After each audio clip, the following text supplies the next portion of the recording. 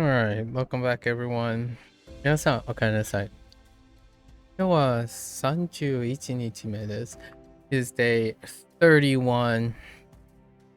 We're concluding our January time. What is this? Oh boy. Those reviews are piling up. Alright, let's get into our 20 vocabulary words, right? Gonna see if this is even maintainable till March. Right, we have till March before our N5 vocabulary winds up or winds down. Alright, let's get into our 220 lessons. Shiro, fair enough. Fune, fair enough. That's some good ones. What in the actual, yeah. 10, yeah, 10. Oh, dearie me. Why do they? I don't know. It's fine though. That's understandable. A small mark or speck on something may also refer to an area that's being focused on. And a bunch of counters. Okay, yeah. Okay. I mean, that's fine. 10. Interesting. Tsuki. Yeah, tsuki. A grouping of roughly 30 days with a celestial body that lights up the night sky. That's kind of a nice, elegant way of talking about the moon. Celestial body. について ooh, I gotta keep in mind about this. A common way to indicate that something in connection to another thing or adheres to the same topic. Yeah, について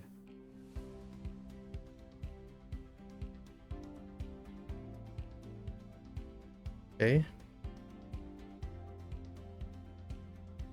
こんにちは Right, こんにちは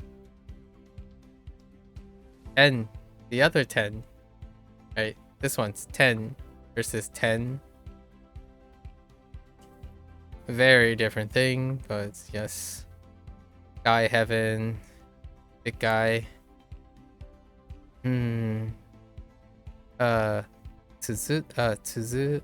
Tsuzuku. This is intransitive? Yeah. Intransitive.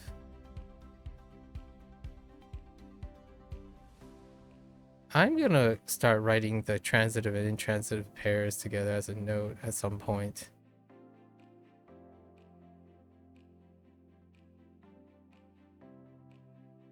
Yeah, okay.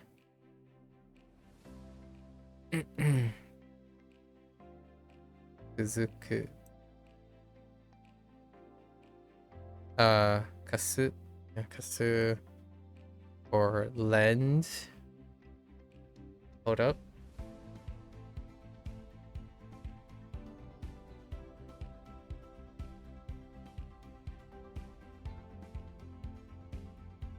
Okay.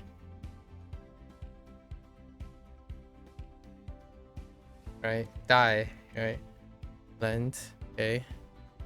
To give something to someone for a limited time or limited use. Right. Alright. Yeah.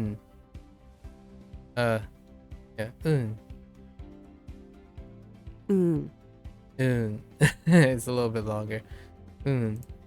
Because also is something. And 楽しみ Okay. 楽しみ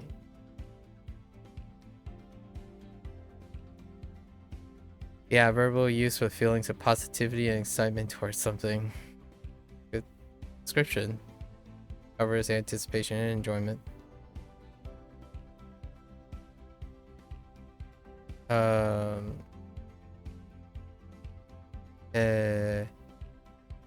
Tetsutau. Yeah, tetsutau. That's to help. Yeah, test out.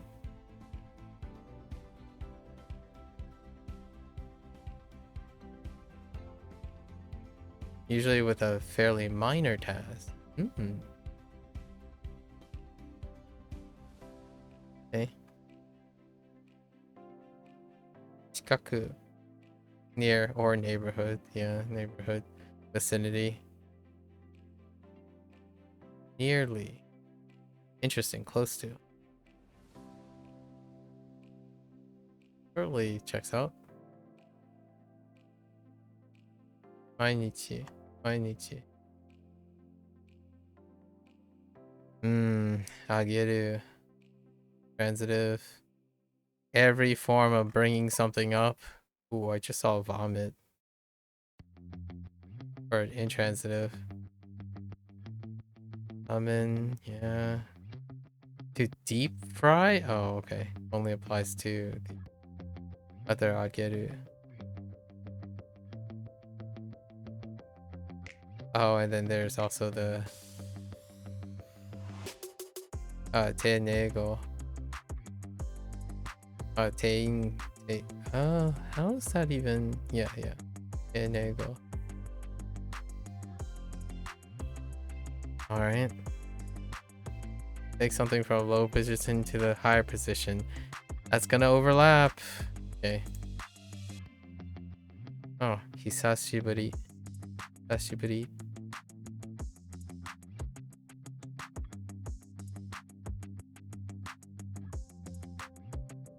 Mukou. Mukou.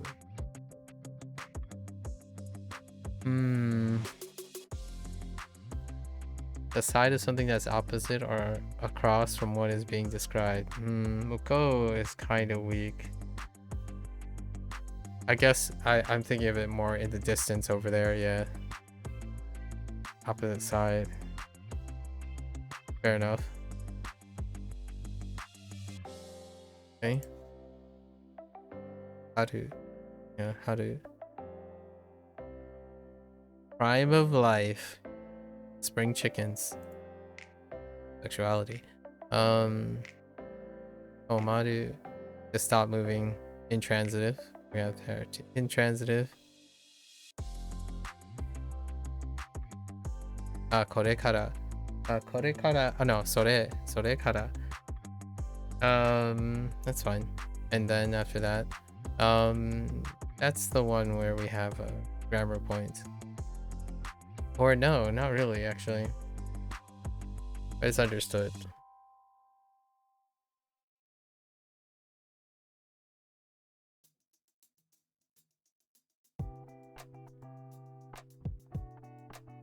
Okay.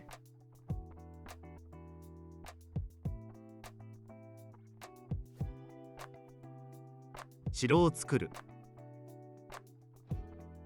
船を買う。紙に小さな点を書く。今日の月は明るい。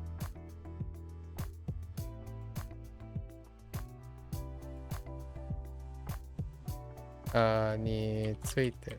あなたのことについて話してください。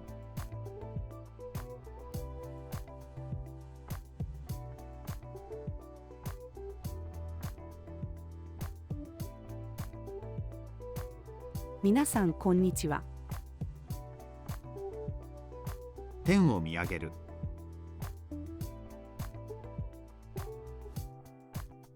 雨の日が続いている。That's conjugated.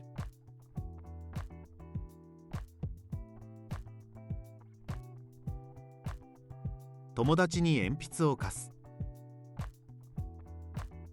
駅はどこだっけ？明日の遠足が楽しみだ。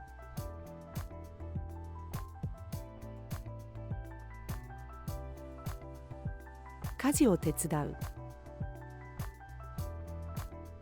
家の近くに図書館がある。私は毎日運動をします。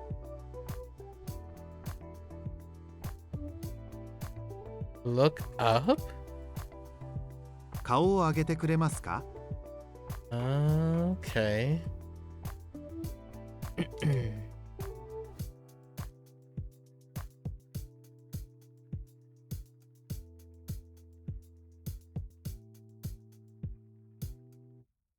久しぶりに友達に会う。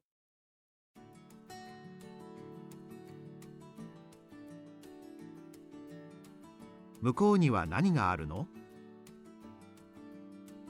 今の季節は春です。電車が止まる。宿題をして、それからテレビを見ます。Alright.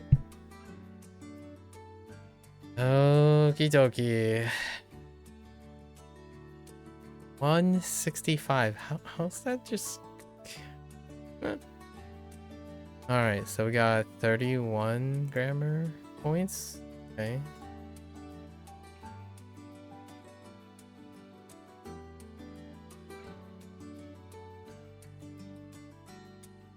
彼女は歌うのが上手。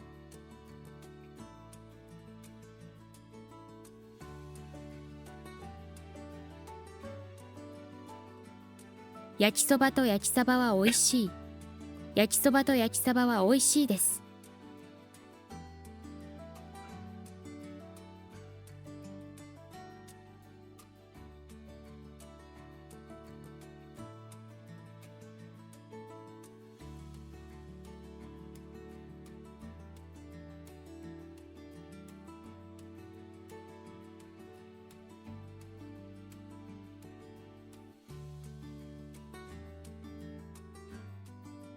一緒に洗い物しませんか？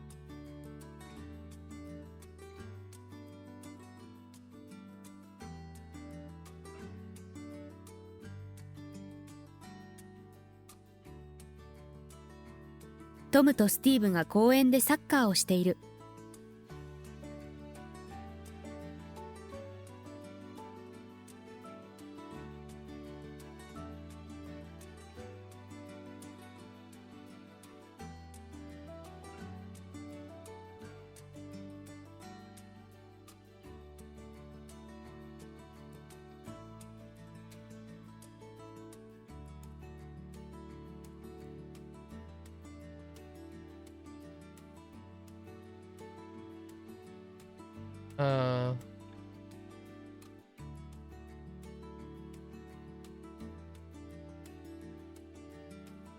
What? A light volitional.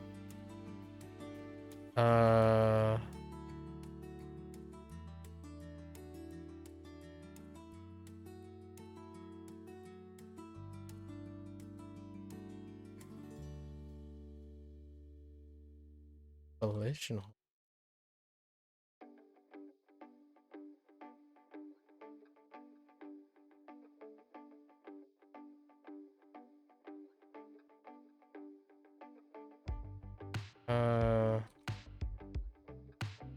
Oh, how did I manage to type a lowercase?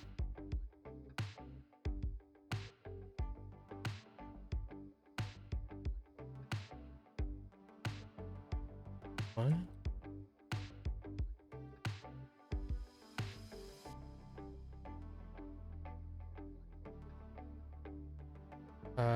Ageru. Age.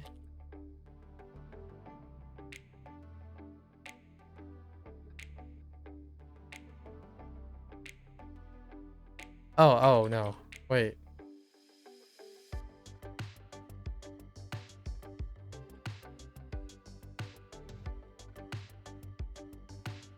What?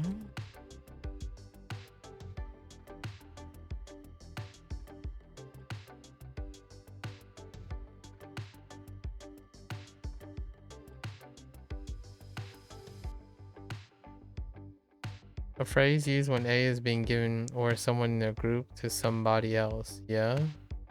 But it's asking for polite and volitional.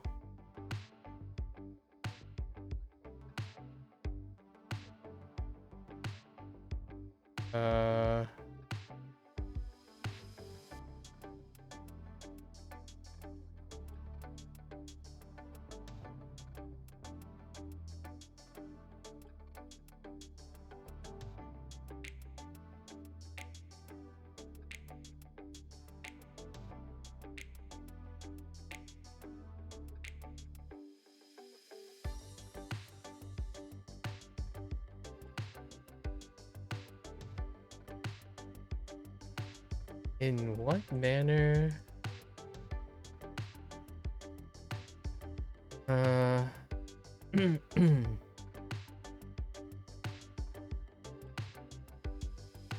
It's not.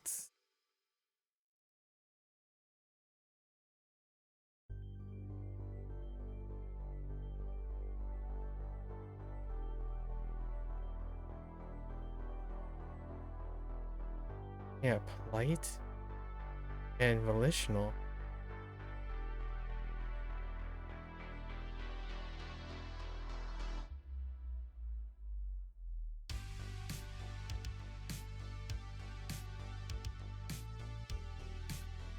I have no idea what they mean by volitional then.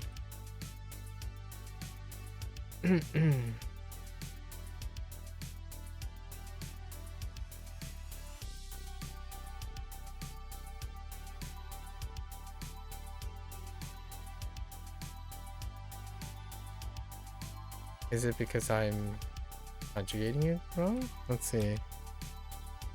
I thought ageru was... Oh, maybe it's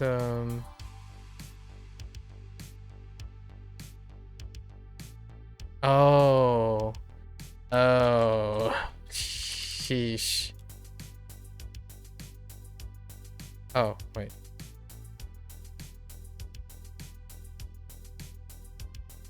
彼にスマホをあげましょ I was adding an extra syllable.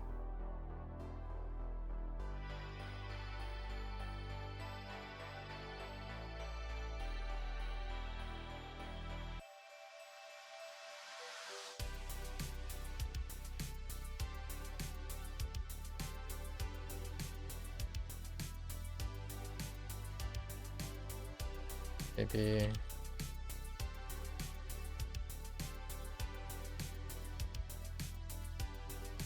that is do I do anything with na?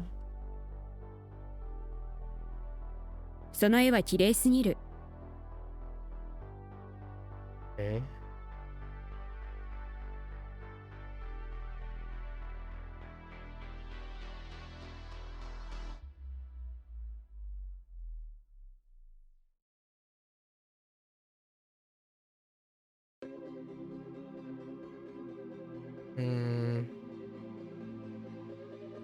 Normalizer.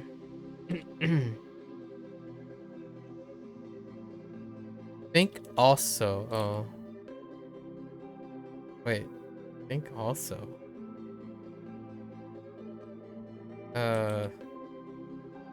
暑いのも好きだからエアコンがなくてもいい。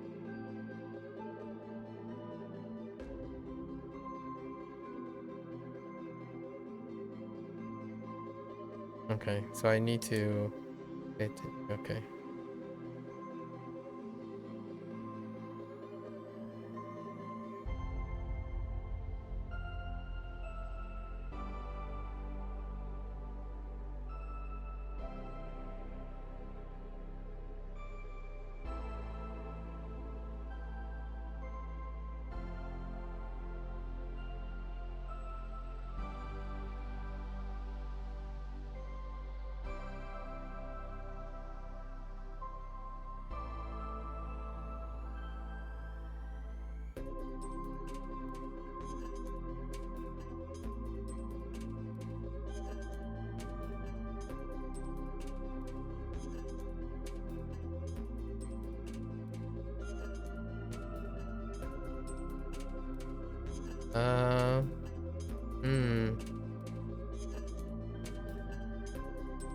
I was not the one. So...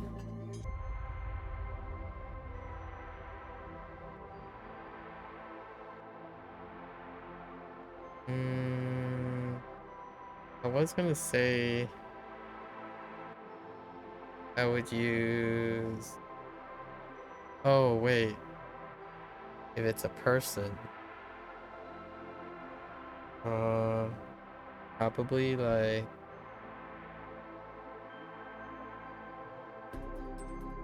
no?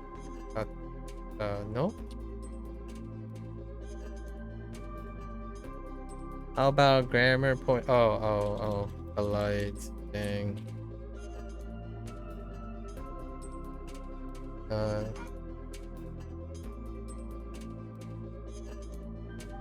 ケーキを食べたのは私じゃありませんでした。Buddy.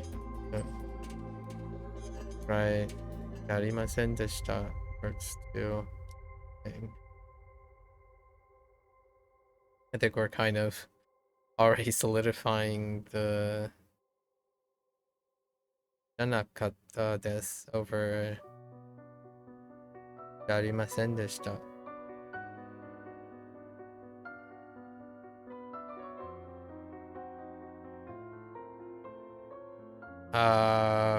Please don't gain weight.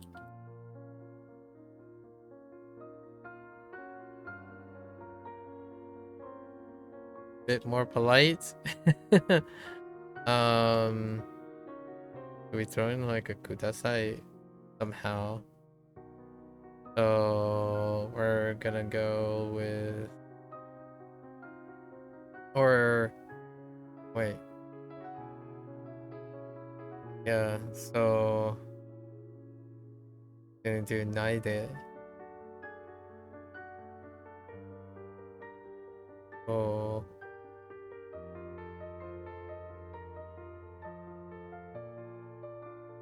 Notないでくださいね。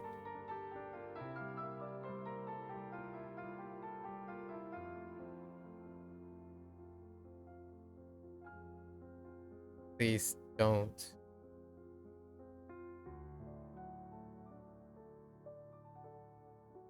Oh, 太らない。太らないでください。太らないでください。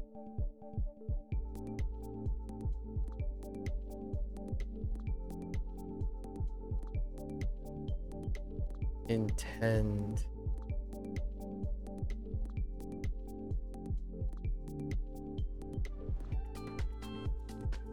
So, is this always no wait. Morida is, oh my god. Oh, and then it would be past standard because of da. Okay. Oh, past. I need to conjugate it to past. スポーツが上手になるつもりだった。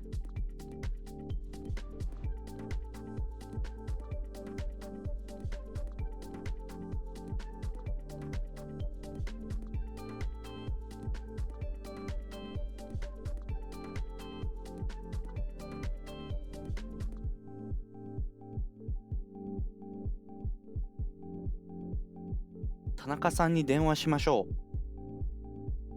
We have 2 points on polite volition? Or is it dealing with suru?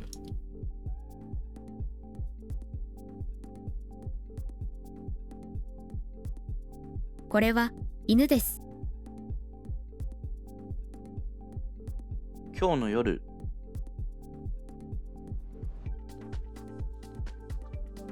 私は忙しいです。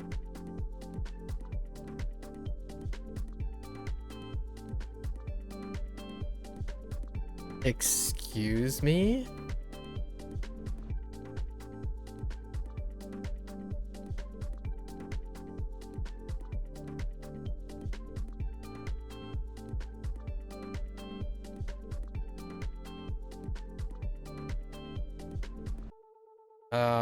It is late. Are we doing like, oh. 好きだ。Yes, that's right. That's right. Right. I knew that. あれは車です。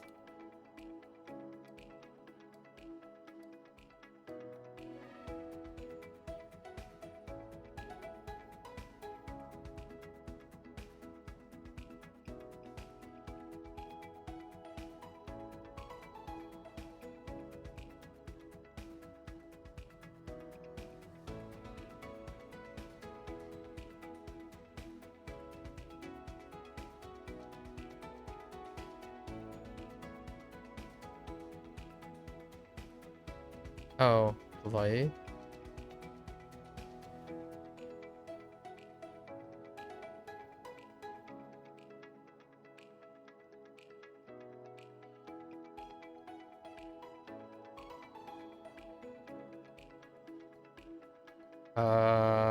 Hmm. Yaka.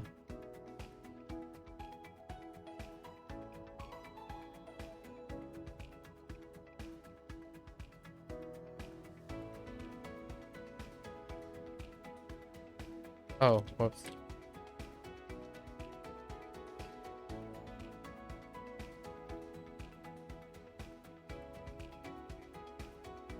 A party and then yeah, yes.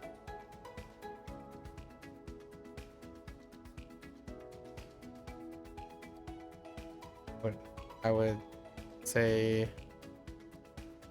or are they doing like no?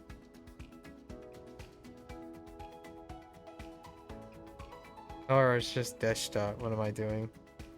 Is it just deshta? No, I need something.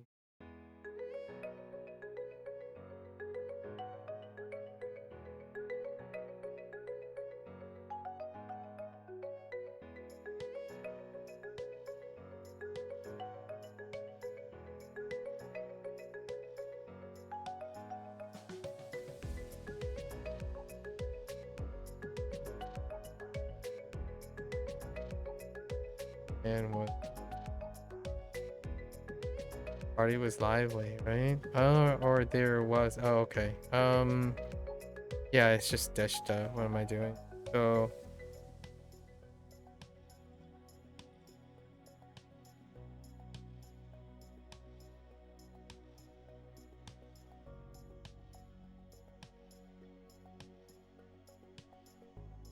Oh, you don't need. Hold up. パーティーは賑やかでした。 Don't need because I'm not. Yeah, okay. Topic.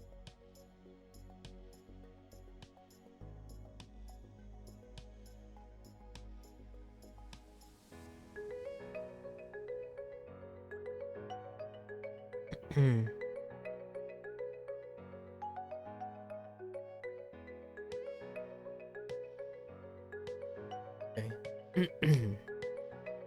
Oh, I was constantly saying there was a lively party.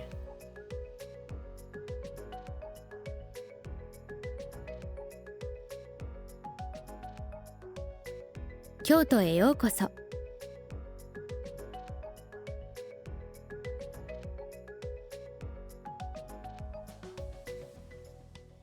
Oops.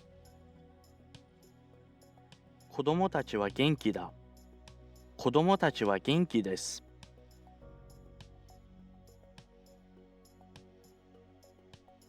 ここにする。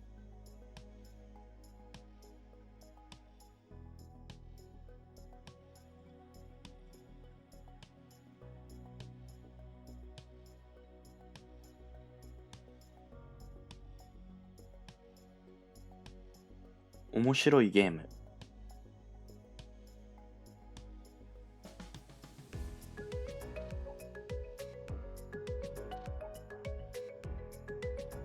彼女もいい人です。 お母さんも元気です。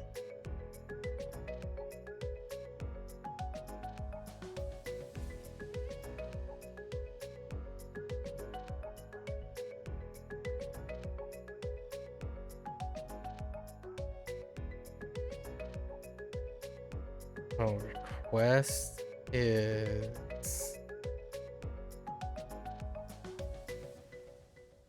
Better.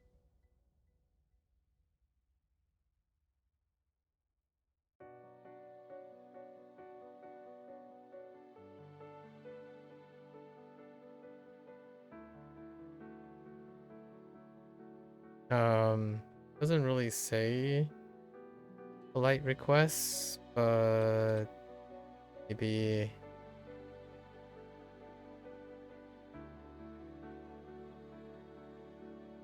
Is this irregular?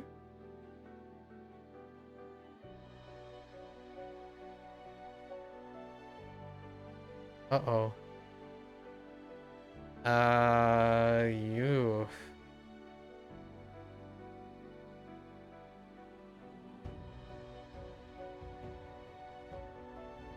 So the invite is sent. We have 2 polite requests, right? We have please do and please don't.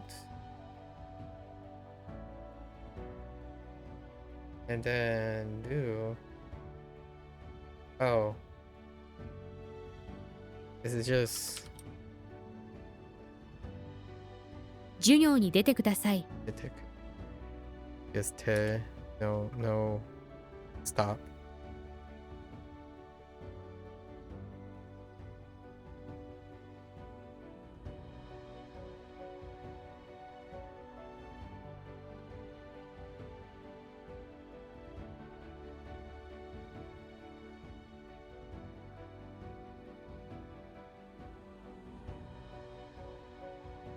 あさって給料をもらえます」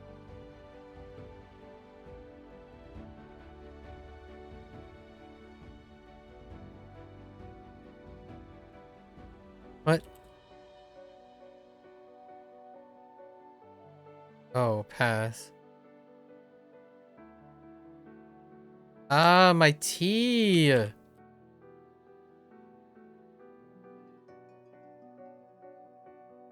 納豆は美味しくなかったです。 I've recently begun to appreciate how often I type my letter T, how often I use T whenever it doesn't actuate. Happens very frequently. I went to watch.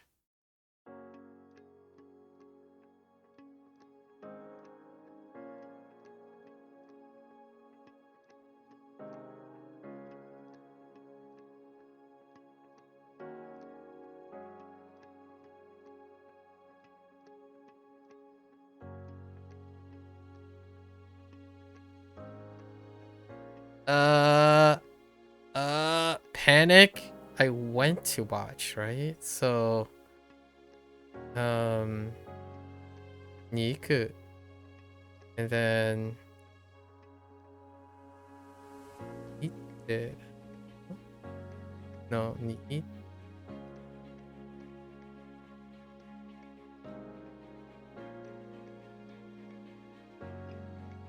I don't think.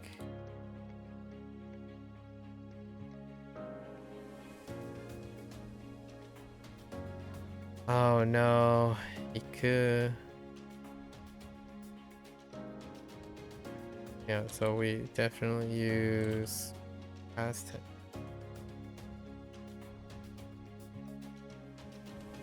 tense. Oh.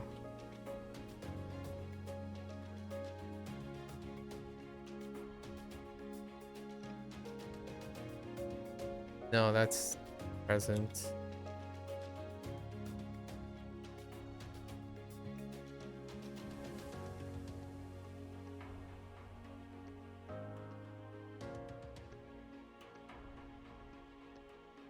Oh no.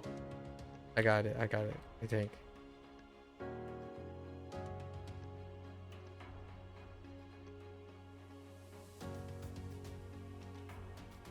Ah.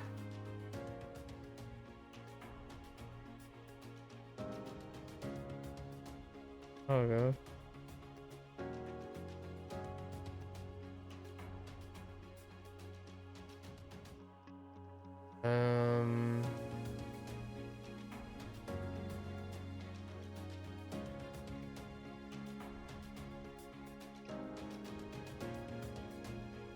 Like as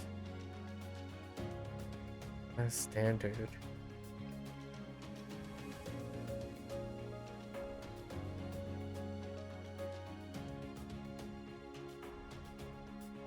What was that? So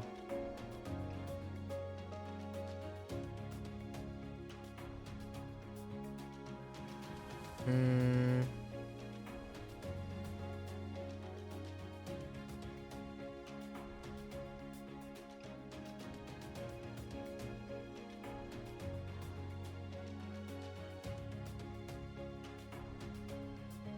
So I know is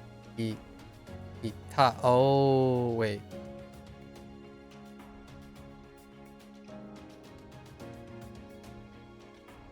Oh no, that's different. It's I think it's going pretty alright. Yeah, about the creatine question, right? I did try creatine when I was like there and deep in political talk. I did try creatine when I was younger, like in my mid-20s when I was trying to gain weight and still like doing mud runs and stuff. Creatine makes me bloated. So like after like a month or so.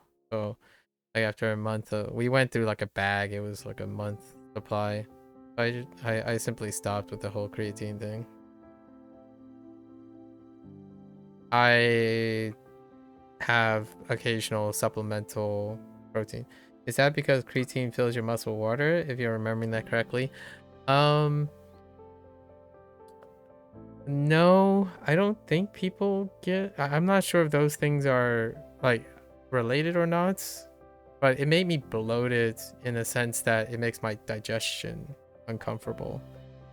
So maybe other people might feel like very swole or something, but yeah, I didn't end up sticking with the whole creatine thing. Your sister is the same. Yeah, it gives me like it gives me like the bubblies. So we decide not to do that. I consume like supplemental protein, like plant proteins and stuff instead. So all good. Why do you ask about creatine? Was that something your cousin brought up or something? Do you munch back on the creatine? I tried different things. I tried masking the creatine with like some fiber. Like what I mean is like add the creatine to some fiber so that my like intestines don't get like the bubblies. It worked kind of.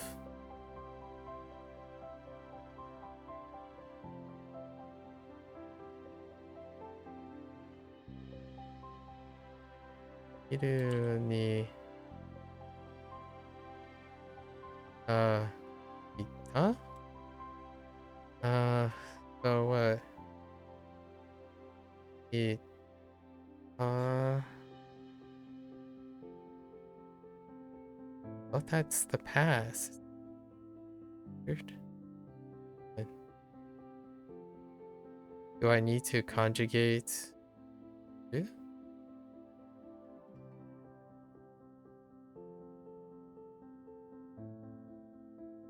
So is it conjugating?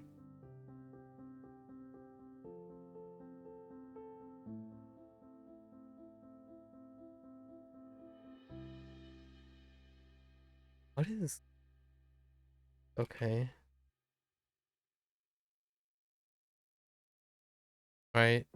Expression that, yeah, that's fine. They take this down. Oh. Oh, it's probably that. 映画を見に行った。 When it's a verb, they mean the verb stem. I could have sworn this says just verb. Oh no, it does say verb stem. Dang it. Dang it, it does say verb stem. Okay, well, it's my bad.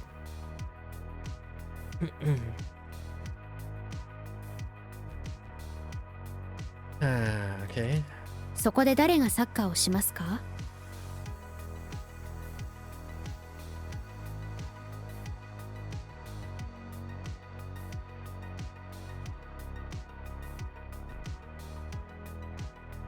昼ごはんはパンじゃない。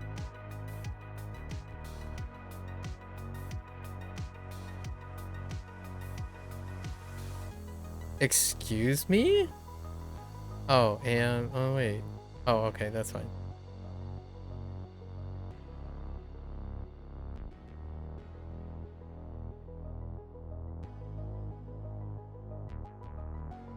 大好きです。Whoops. それはケーキです。Okay. And we're growing in reviews by the second. Okay.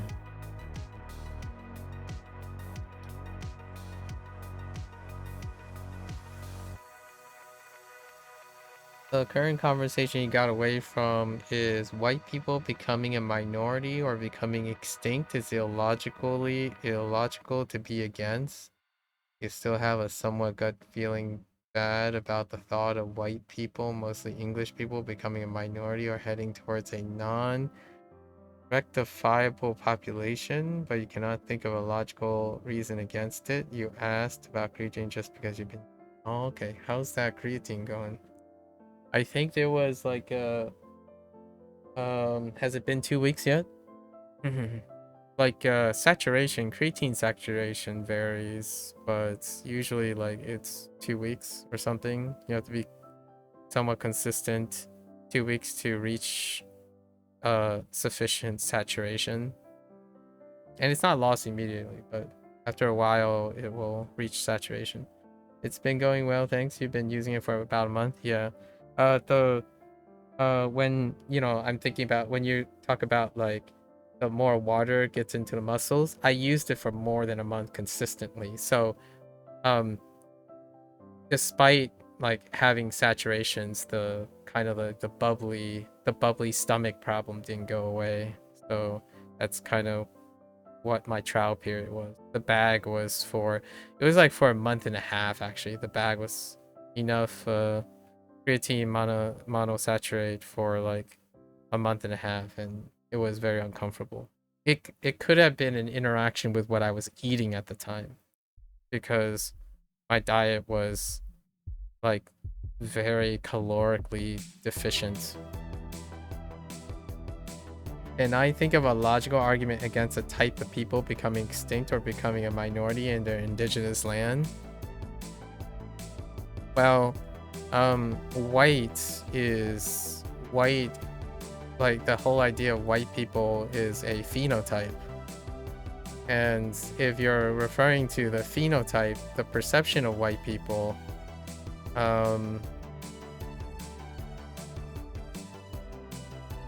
the logical argument against a type becoming extinct is that most things based on phenotype go extinct at some point due to genetic mixing. What's my diet like at the moment? Sometimes I regularly eat before stream, which would have been like 3 hours ago, and it would be composed of some like some dumplings, something that is maybe like a small lunch for most people. We'll say like 500 calories. It'll be largely protein. And then in the evening after my stream, which can be anywhere between 16 hours or more between feeding because of how long stream goes, 2 servings of greens, usually broccoli or chopped romaine lettuce, 2 sunny side egg, 2 over easy eggs, 2 servings of white rice, and 1 fish fillet. Oh no, I didn't answer it, by the way. I didn't answer the creatine thing. The creatine thing was very short. I basically just had bubbly. I had indigestion. It makes me feel a bit constipated whenever, like, you know, you take creatine a specific time, and usually at first I took creatine before it would be the routine that I need to instill. So I already exercised, so I would use the habit before. I would take creatine in my like protein shake or something before going to the gym, when I had access to a gym in the same building I lived in. But it made me very like bloated during the routine, so then I try to do it after, like a post-workout shake and whatnot, and it made me constipated and bloated for the rest of the day. So neither became So it wasn't exercise related. The bloatedness was not related to the exercise. So instead, we just went with your standardized protein, meeting your macros, and then meeting my caloric surplus, because I needed to meet a caloric surplus. And creatine really doesn't do much for caloric surplus. You're not gaining like calories or anything from it. So we substituted with more protein. More protein. And that's the way we went about that. In terms of the logical argument, I mean, is it logical to say to people that white people is based on phenotype? Because I'm not entirely sure how you would know if white people are white people other than their phenotype. I guess if you're making an argument, you're like extinction when it comes to traces of genetic material, like when you're tracking lineage, and that was never true to begin with. So I mean, technically mixing will adulterate things, but it can never go extinct because of its carrying thing. Like there's enough overlap to not be able to distinguish between that, unless you're talking about something like, all right, there's a unique marker for white people, I suppose, and how long will it take, how many genetic mixing until that unique white marker disappears from a gene pool? It may never disappear. But then you were making an argument if it was the minority or heading towards a non-rectifiable population, right? Genetics are like, it's kind of hard to understand what non-rectifiable population is when it comes to taking the genetic approach. And then when you say a type of people becoming extinct, I imagine it's the phenotype, which is the appearance of white skin or like fair skin, or like a combination of complexions, right? And are those characteristics going to be extinct? I don't think so, because they exist unless the environment like selects for a specific thing. But generally speaking, the logical argument against a type of people becoming extinct is like making an argument that somehow genetic markers are going to become insufficient. So like it would require some heavy, strong selection against particular markers in genetic track, like a genetic gene that's seemingly just incredibly dysfunctionally poor.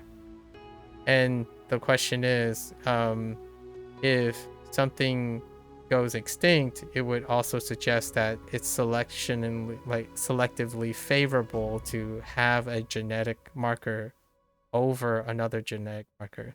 The last time I checked, people are still people, so there really isn't a substitution or like a displacement of genetic characteristics. So I can't really argue to any of that, honestly. Honestly, the thing is, I can't make a logical argument, right, against or for that idea, largely because it's really difficult to define what a white person is in a measurable way that you could say it's becoming a minority or it's going extinct. Like I'm not sure how you would measure that. So without being able to measure that or have a defining thing, you can't determine when or where or relatively how it's becoming distinct. On a general sense, you can make the argument that when certain people who appear like certain people and they like mix, you typically don't get presentations of fair skin that is like like skin color, like pigmentation in humans are incredibly polygenic. So the idea is the odds of it being a yes or no, like you're either white or you're not, when it comes to like the mixing of genetics and whatnot, it would be very difficult to quantify when and where, based on a phenotype, that white people have become a minority. Like, it's kind of one of those things, like, when are pigeons, for example, when are pigeons gonna go extinct? Well, the idea is you could either not see pigeons anymore. So that would mean that it would be their characteristics, right? Their phenotype. So that means if there isn't anything that fits the most stringent classification of their phenotype, their physical characteristics, then that's a fair way to evaluate the extinction. So the moment there isn't a pigeon that fits a stringent physical phenotype, then they are considered either the minority or they're going towards extinction, right? However, nowadays, whenever someone talks about extinction, they're talking about like the genetic component, right? So while pigeons may start to look different, the pigeons don't necessarily go extinct in a way. Like speciation and whatnot happens. I'm not entirely sure what the genetic drift properties are of humans, like how often genetic drift happens. I think it is pretty illogical to think that humans are like pure anything, considering how deleterious it is to enrich for a homogeneous gene pool.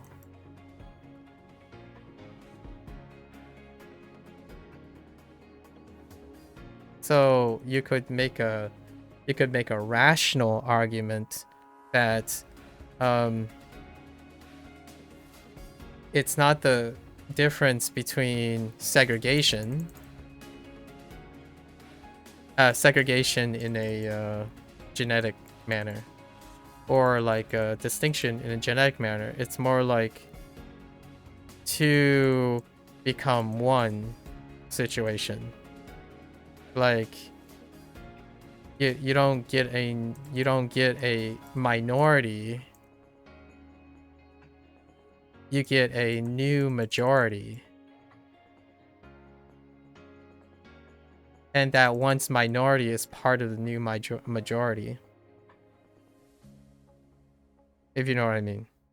Like genetics is mixed. It doesn't like supplant something. Like even within a group, or whatever group you're evaluating based on their phenotype, because white is evaluated on their phenotype, their presentation of their skin and characteristics. Even within it, that purity is being mixed, right? Like the natural idea is people don't homogeneously inbreed, right? They don't inbreed because of the deleterious effects, the well-documented deleterious effects of enriching a homogeneous gene pool. So the natural order, you could make a logical, like sort of a logical, but a rational argument that in every case, anything that exists before will likely become a minority. Now the question is, do you keep thinking that you're not related to the new majority, right? The idea is like, from a genetic standpoint, do you not think that you're connected to the new majority?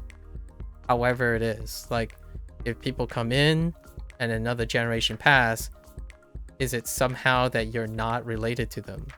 You're probably going to be related to them, like genetically wise. So extinction is a very weird event. And typically extinction events happen when there are different species from a logical standpoint.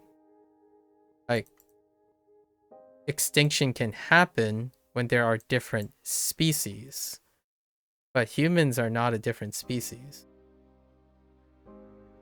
Like, white people and like the modern human, white people and other denominations are not the same, are not different species.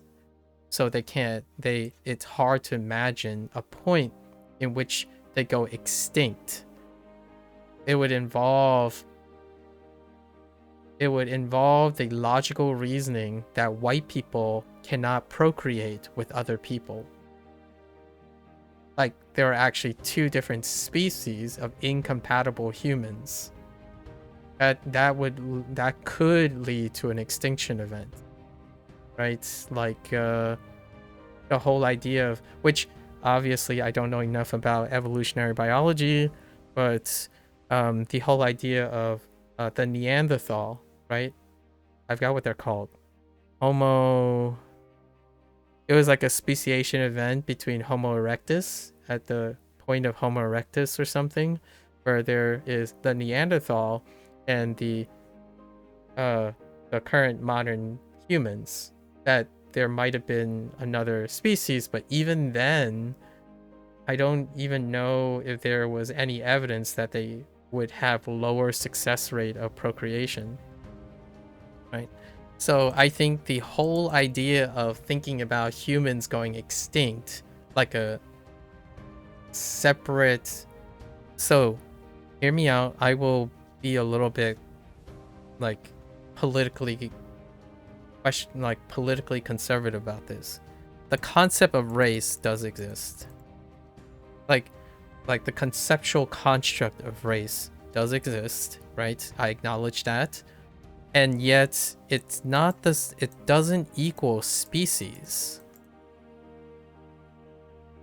Right? It's not the same as species. In order for a species to go extinct, they fail in the capacity to procreate. Right? Like they die out more than they reproduce. So that's kind of like we'll use a layman's term, right? Because I'm a layman when it comes to, like, what do you call it? I guess in humans it would be like demographics or anthropology or something. But like animal numbers, like conservation and whatnot. In order for an extinction event to happen is that the species die out, or they were challenged in reproduction in a sense that they can no longer reproduce at the rate that they're dying. So when it comes to race are different phenotypes. Phenotype combinations of the same species. So you can't go extinct. You become one. Like, what I mean is, if more people move in, like for example, if immigrants move into UK, right? For example, if UK has immigrants, then you are still of one species. And every future generation, due to that mixing, genetic mixing, it is the new majority. You are a contributor to the new majority, not the minority. That's how I otherwise you have to view yourself as an individual. So if you don't procreate, then you're not part of the majority, I guess. Or like your lineage, if you try to like trace your lineage and you're thinking about yourself as an individual, then you're always the minority, right? Like if you're thinking about just your family and you're trying to preserve that type of genetic lineage, you're always the minority. There will always be more people of the human species than you. So it's a moot point. Basically, like, if you're worried about becoming a minority when thinking about genetics in the form of that, you're always the minority. in my opinion, personally, like these are one of the few absolutes. If you're arguing that a human species, right, based on their phenotype, can go extinct or become a minority or a majority, despite humans constituting a singular species, it's always, in my opinion, behaviorally going to feel like you're the minority. In fact, it's already happened. And that's kind of how I would rationalize it. But this is a rational argument, not a logical one, like maybe like a logical... It's a combination of being rational and having some logical arguments. The moment you think that a race is the same as, in my opinion, a scientific species, then you are in the minority. Like, humans are the species. White is a race.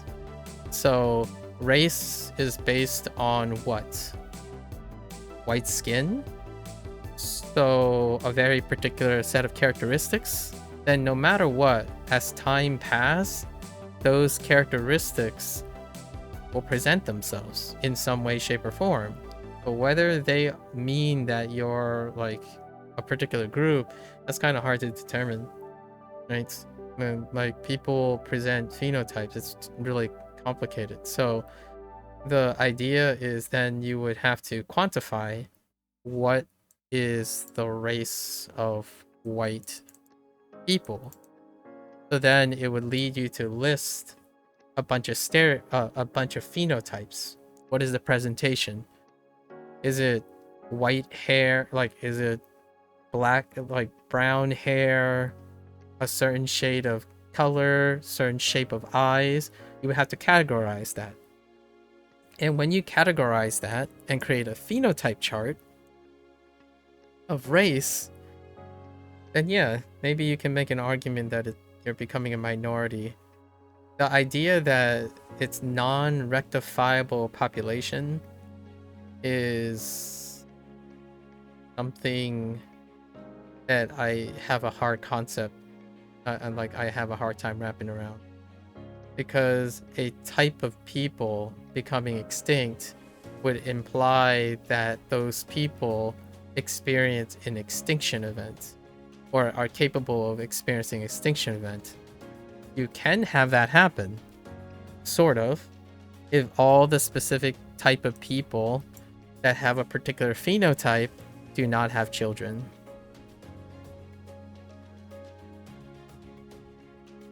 Otherwise, I think the most rational argument is that humans are still humans. So if you continue to have babies and you procreate with whoever it is and whatever it is with particular phenotypes, it's not like your genetic material is going to evaporate or suddenly disappear from the gene pool. And as far as I know, it would be kind of interesting. It would be kind of interesting. I don't know anything about this because I don't really study human genetics that much. It would be interesting if there are actually exclusive markers that can identify the quote-unquote races of humans, right? Like, if you look at the genetic pool of white people, you might be thinking, like, one of the things that people might be thinking is, but didn't they do that before? Didn't they trace ancestry using genetic material? Like, well, they used a combinatorial thing by, like, correlation. They're using correlation. And those unique markers, it's not like they're being able to track causal phenotypes to those unique markers. Like, when you're saying white people, there's a presentation of a phenotype. Well, if you, quote-unquote, sequence their DNA and compare it to other, like, people from the same region, do you think that those things that are different from a different region is responsible for their coloration of their skin? I would like to say probably not. It's probably not the reason. However, it would be kind of an interesting question if someone was interested in that type of research, like the pigmentation of skin. I would say when it comes to pigmentation of skin, there is a possible application to it in the future.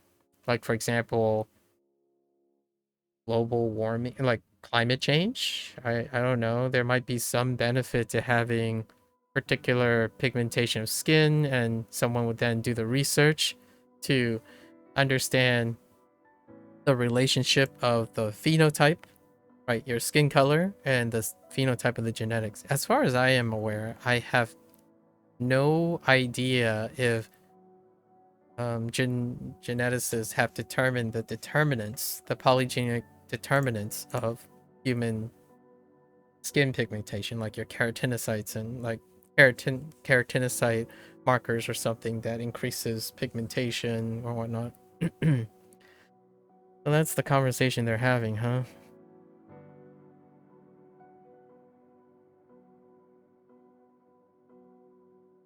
And still have a bad feeling. I'm not entirely sure what is it about it that feels bad. Is it that somehow humans are not humans and then there are different types of humans? Like, this is a very strong political it is definitely a more of a political argument. I feel like it's most controversial in the political space. For myself, the logical argument, like whether someone accepts it or not, I'm trying to be as respectful as I can.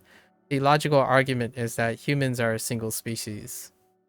So until humans cannot procreate with other humans, there's no risk of extinction, nor is there the concept of technical minority and majority from a logical standpoint, not from a rational standpoint.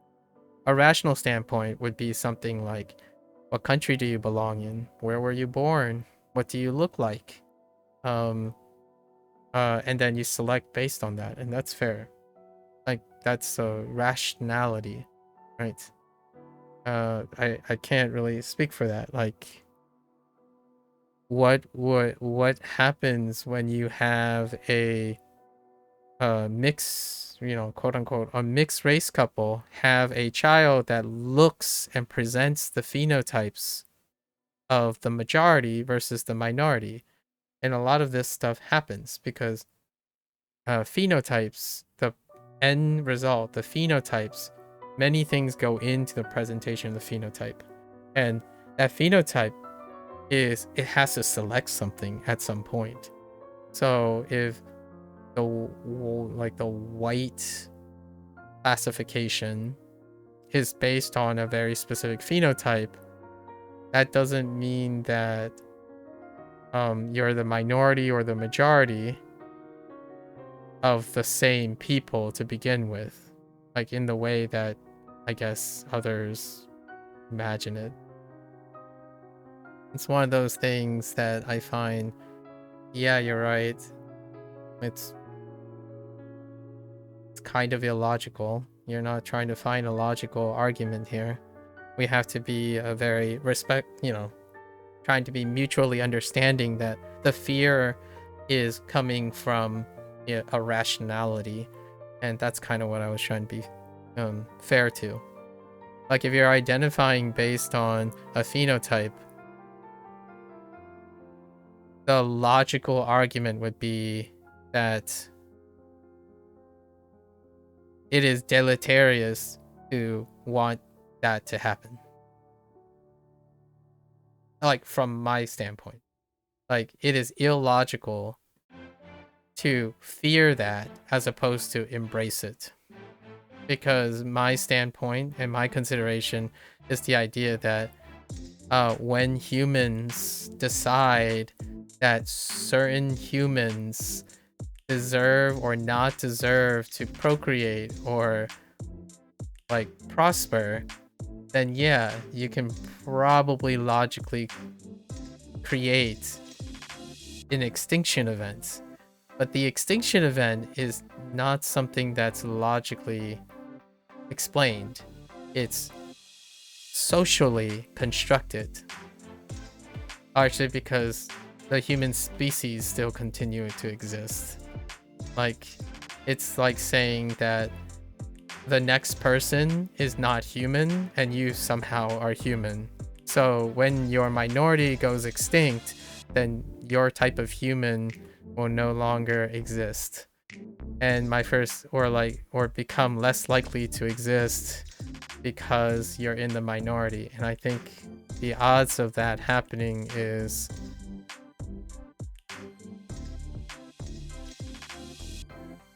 probably going to happen. And what I mean by that is all the existing humans now will probably be not the same as the existing humans in the future. So I guess fearing the inevitable or something like that, if I was making a logical argument, fearing the inevitable is kind of interesting.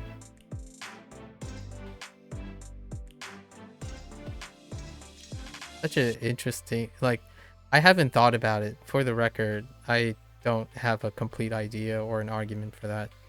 My best shot was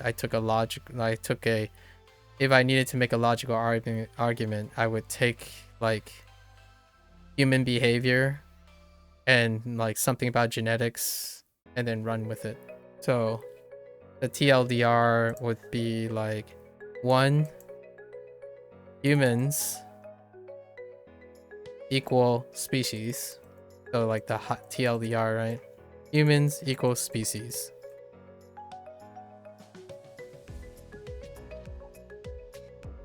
So whenever you have 2 humans reproduce with each other,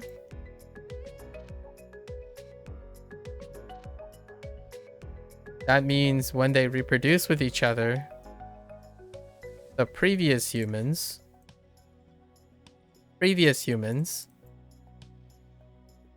are no longer the status quo. So what I mean is, despite a white person hooking up with a white person, their progeny is going to be unlike their progenitor. So even understanding the natural order of genetic mixing, and we're talking about healthy genetic mixing. So I mean, obviously you could like talk about inbreeding as a hypothetical. I mean, that's fair. I'm not sure if that's in the logical category, because it would be, and to me, that's where I had to make an argument about inbreeding. It is illogical to think that inbreeding is going to preserve the gene pool. This is deleterious. So if there's anything that might guarantee an extinction event of a specific gene pool, is probably this, in my opinion, like from what we understand. So if you think that preserving the gene pool and only allowing inbreeding would contribute to conservation of the gene pool, right? It is, to me, I would argue, this is more likely to create what you fear, which is becoming a minority due to an extinction pressure, than doing the healthy genetic consequence, which is mixing. And when you mix, right, it is actually substantially different people. So like the distance between the 2 progenitors are going to create dilution, or whatever people typically define as purity. It is through the act of genetic dilution or mixing that creates healthy progenitors. or like not progenitors, but progeny, right? The progenitors have to be substantially genetically different from each other. So we're taking that approach because if you preserve the genetic like homogeneity, it is most likely going to select you out of the gene pool. You are biologically likely to be at a disadvantage when you are trying to preserve the genetic pool. So I'm not using like, despite I'm using the monikers of white, it's usually going to logically make you at a disadvantage. So you don't even have to worry about immigration and like other people to select yourself out into a biological extinction event, right?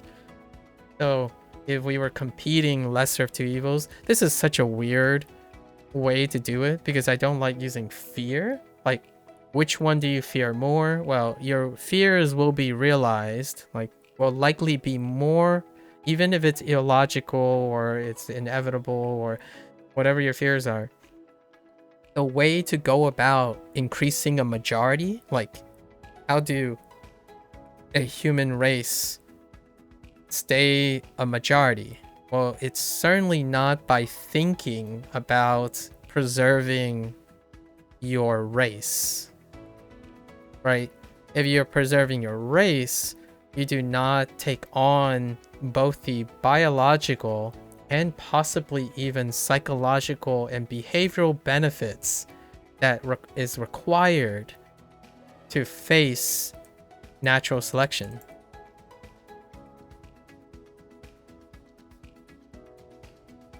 And it's kind of a sucky position because am I saying that, oh, humans staying the same makes them likely to be extinct? Yes, I am kind of saying that. I am suggesting that.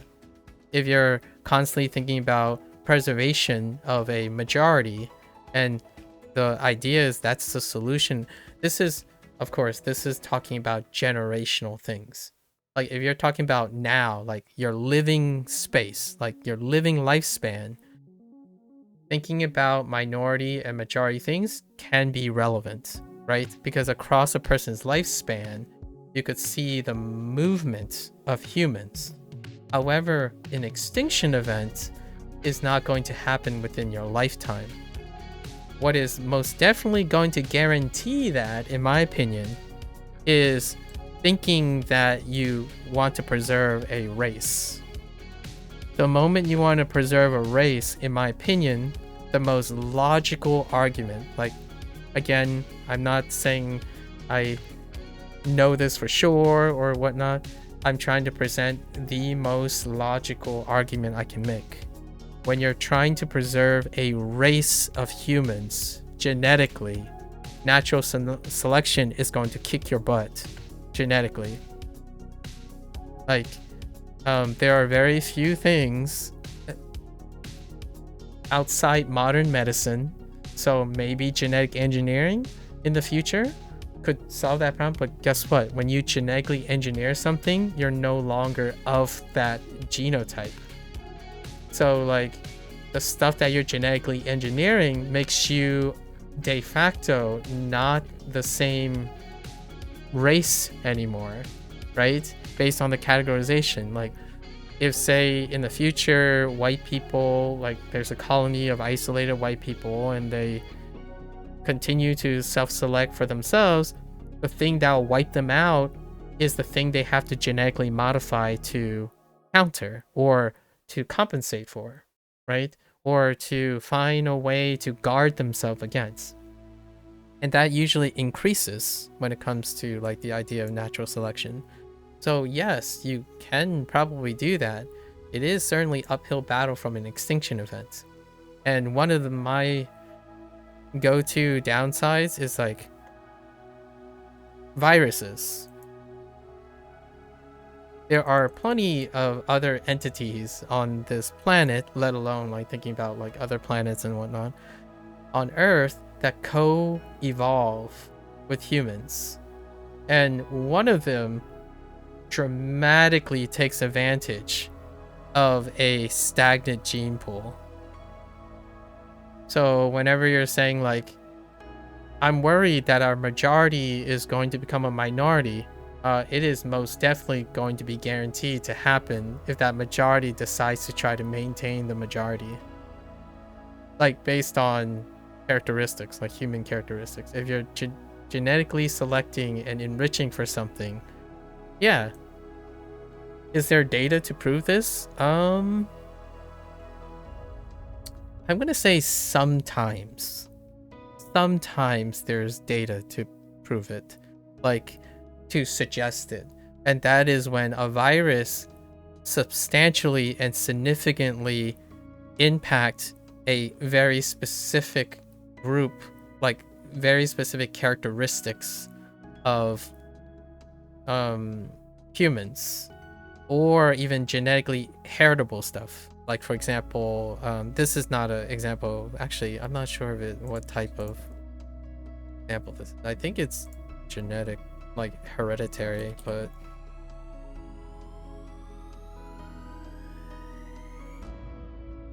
yeah. So this is not an example of a virus, but we can use an example of enriching for gene pool cystic fibrosis. Cystic fibrosis is an example. There's a preference for very specific things. There's also like Tay-Sachs disease, right? So oftentimes the robustness of genetics come with mixing. It comes with having progenitors that are different from each other. So the robustness and fitness of humanity is my logical answer to minorities and majorities. It's a little far like removed from the idea of what you appear like, what you see. I genuinely think that if you're concerned about the majority and the minority, the healthiest species is going to end up being the majority. So the question is, do you have a logical argument that preserving whatever characteristic of white people you're talking about would make them more advantageous in the future, like generationally? I think when humans try to preserve their biological distinctions, they tend to inevitably become the minority from a rational standpoint, not from a logical standpoint. Because the logical standpoint is that they would become related to the majority. The minority is related to the majority because humans are humans. So like when you become a minority, you are more than likely to procreate and interact with the majority.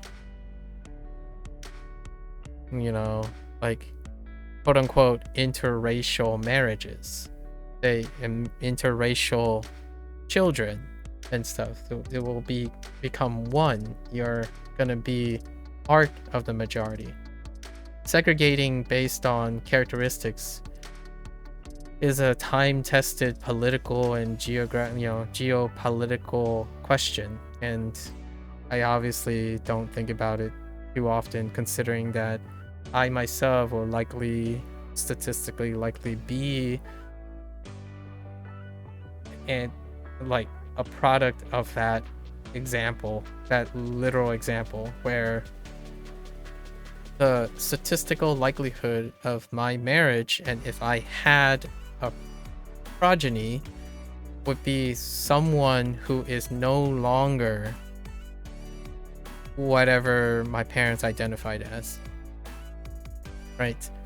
What will the child appear like?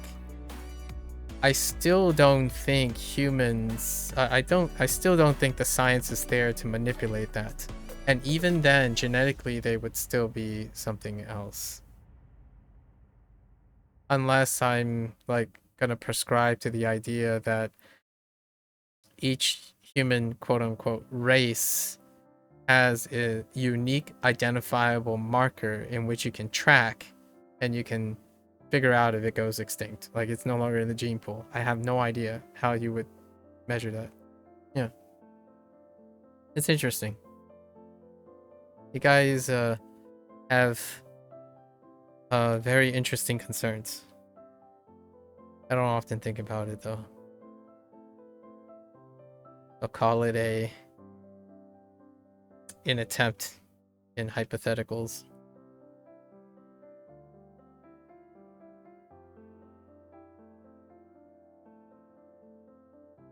Oh.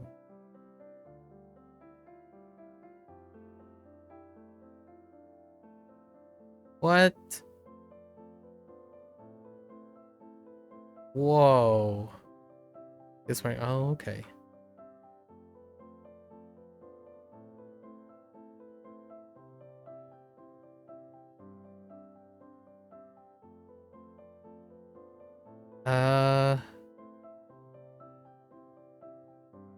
It's only a matter of time, so that means probably intransitive. And then I think it's got it, right? 見つかるのは時間の問題ね。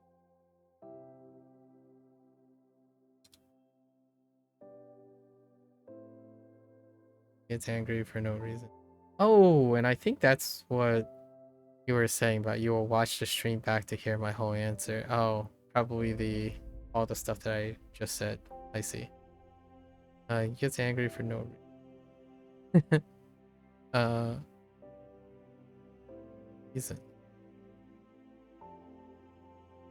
What type of reason we're talking about? What time is it?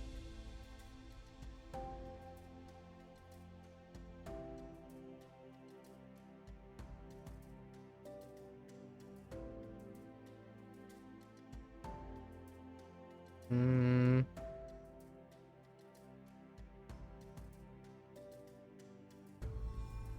理由もなく起こる」。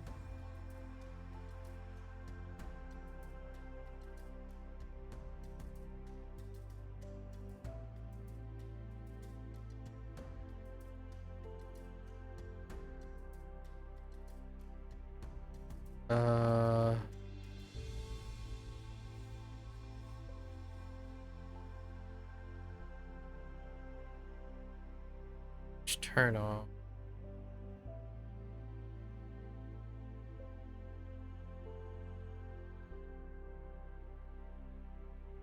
Could be stop. What does that say? Aircon. Aircon. ない方。ない方か。ない方。方? Oh. So maybe like stop. And it's best not.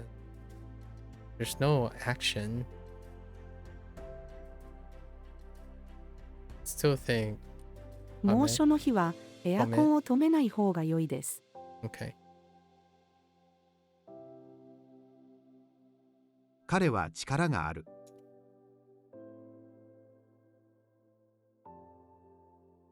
さあ行こう。Okay. Fair enough.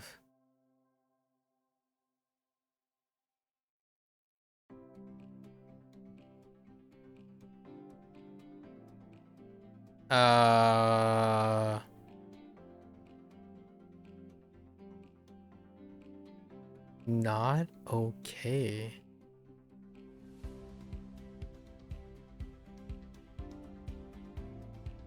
Daijoubu janai? Does that even work?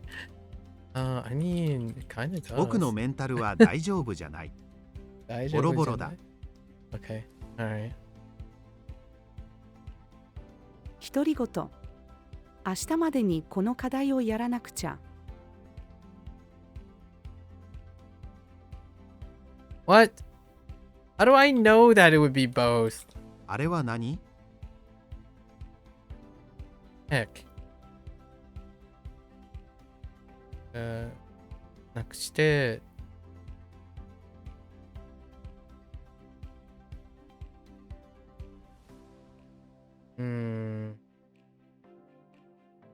No. Unfortunate.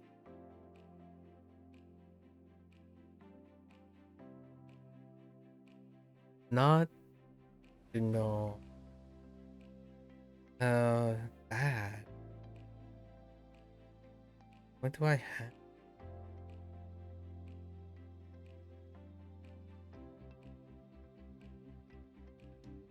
Maybe disappointing?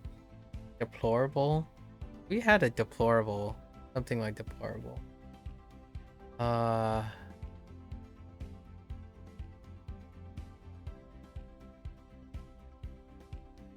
Zennen. What? Oh no, zannen. Zannen. 財布をなくして残念です。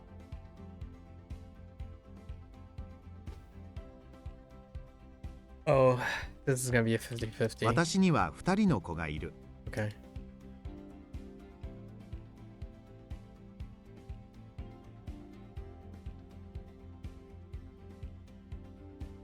交通は都会の問題として残っている。明日はテニスの試合を見ます。このホテルは新しいのでとても綺麗だ。Oh.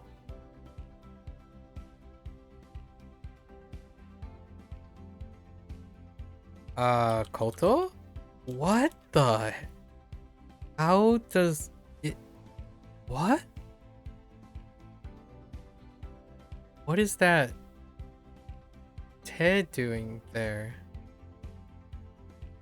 新入社員、木下さんって誰ですか？ Huh. How does that work? Huh. Interesting. I don't know how this works. I'm starting to pay attention to more of these things because I can't explain this part. Huh.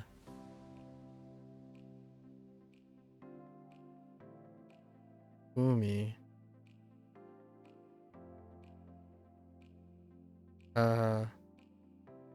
Umi. どうしてface? Oh. 父、どうして暗い顔をしているの、息子。いじめられたから。彼氏が彼女に、君はファンタジーやコメディの映画が好きだろう？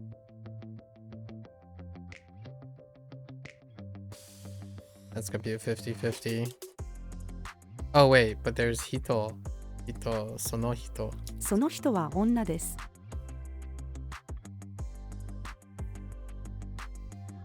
もう一度聞いてみよう。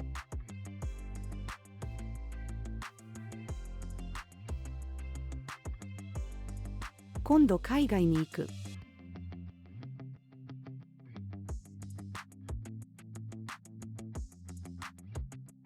生徒が先生に、どこが私の席ですか？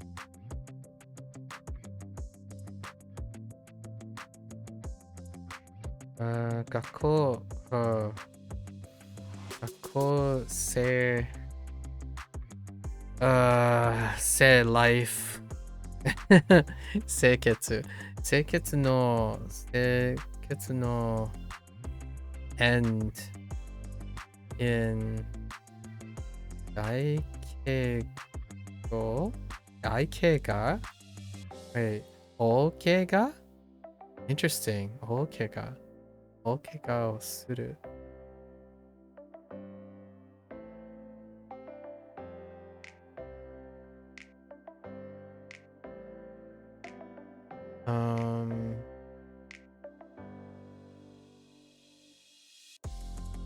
No. At the end. It kind of sounds like an Owari moment. 学校生活の終わりに大怪我をする。After. Kind of a 50-50. But there's time, so. Oh! Just kidding. Let's use a word that shows a fixed order. Oh, ato doesn't imply fixed order.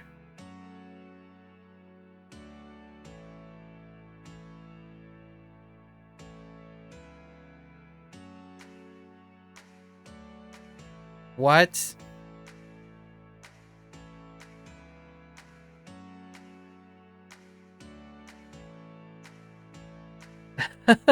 I mean, technically, maybe what's another way to say like after something? Man, I really threw my hat in for the ato or the go situation.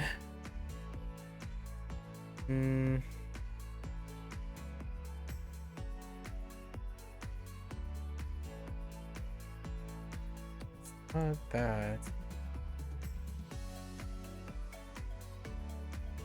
It's definitely, I don't think, yeah, we're not doing an we're not doing a verb.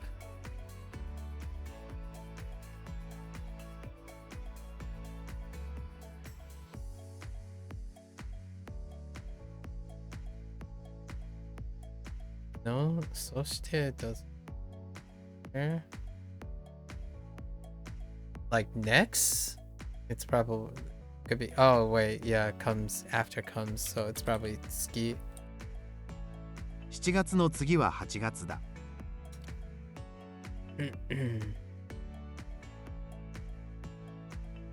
50-50. Heck you! 客なぜこ Oh のカバン wait, だけ半額なんですか but it's a という customer. 中古だからです。 It's a customer though.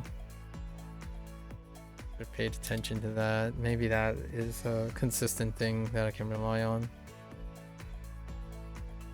Phone. So at least we can do that. 電話を取る。もしもし、誰ですか？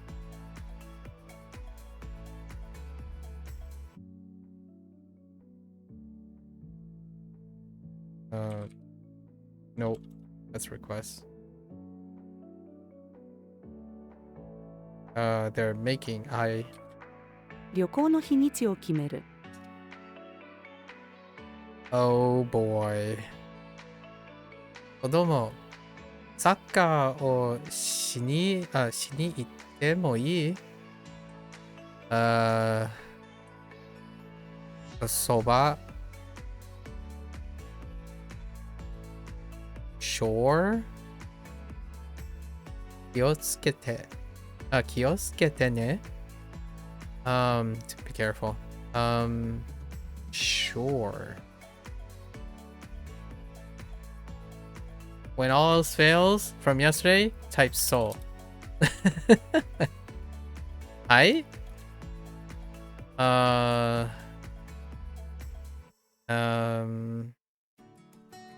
Gecko? I'm just throwing something. So sure, what can we say for sure? Maybe like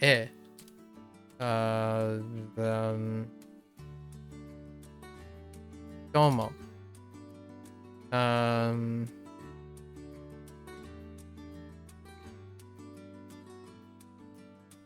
Careful. Like in agreement? Or maybe like the dozo doesn't quite work. I mean, it kinda sorta works, but no.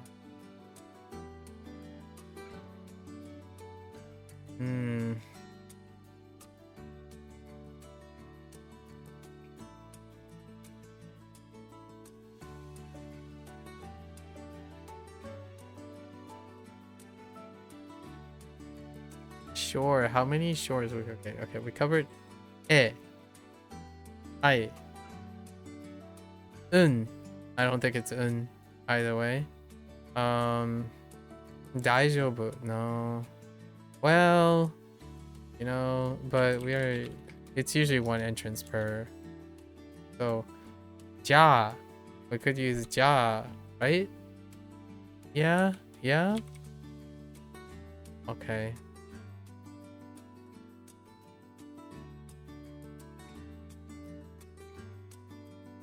Already. Let's go. Sure.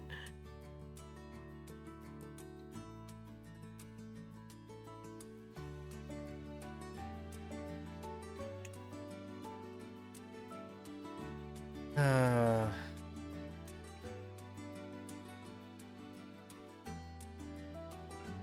I mean, I guess そして can work like you know, and then or something like, oh, be careful. I don't know.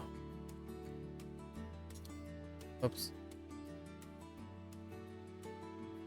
It's a period though. That's a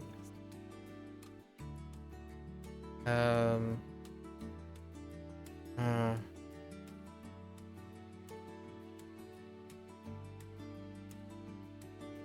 no, yeah, I typed so.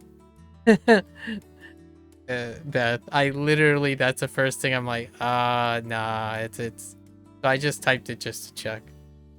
So we already did we already did like 大丈夫 どうも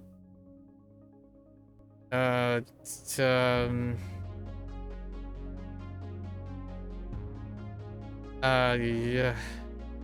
Oh, maybe no, chotto doesn't make sense. Ja, we did ja. I think sa doesn't work here either. Maybe dakara? Because you want to be careful? Like it's contrasting? I don't know. Oof.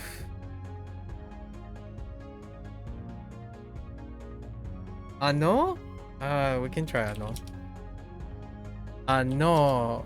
Okay. That's more of a question though. Yeah, it's to get someone's attention. Yeah.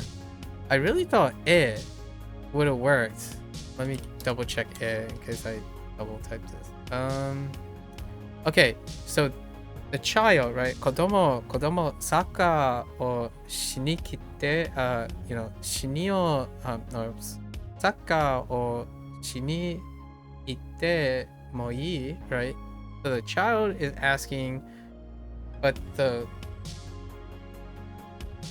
soba is asking, but in a conservative way, right? Like be careful, right? Yotsukete. What would you say? I really thought it would have been something like dozo. 子供、サッカーをしに行ってもいい？祖母。どうぞ。気をつけてね。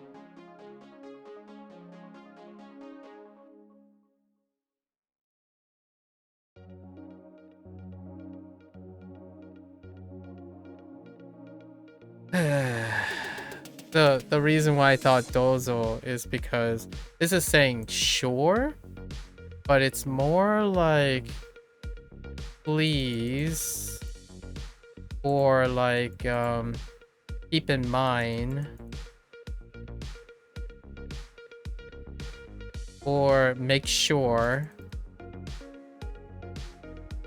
or like beg you.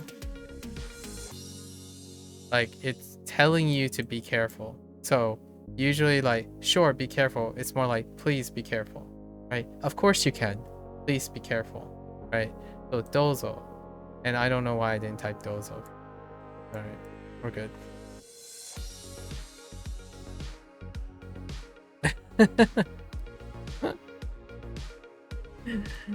冷蔵庫から冷たい水を取ってください。 How are you today? Welcome to the Twilight Zone, where we replay the greatest hits each and every day. Figuring out what do they mean by sure, alright, maybe, fine, it's okay, good, bad, get, do, go. Yeah, you know, the greatest hits each and every day. I'm here to please. Are you not entertained?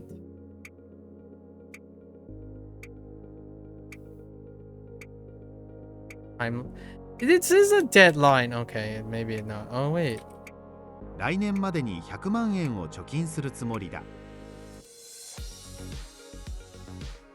Order.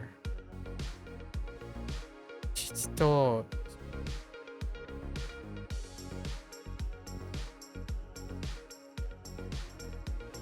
Takeout? Am I it? Oh no, delivery.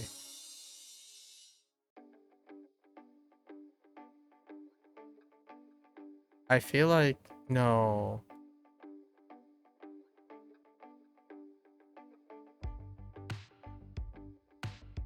Like some of these require more context. Yeah, they do. It's fun to go over them though, I suppose. Like in a way, if you're going over all of them, you might as well go all over them. Or better English. Yeah. Well, here's the thing. Right? That is better English. What I mean is like quote unquote not instead of using the word better, that is appropriate English. But the thing is that's kind of what natural English is now. You know what I mean? Like it's so difficult to ignore the idea that that's how people speak English. Like when you ask like, "Oh, how are you doing today?" I'm all right." And you're like, okay.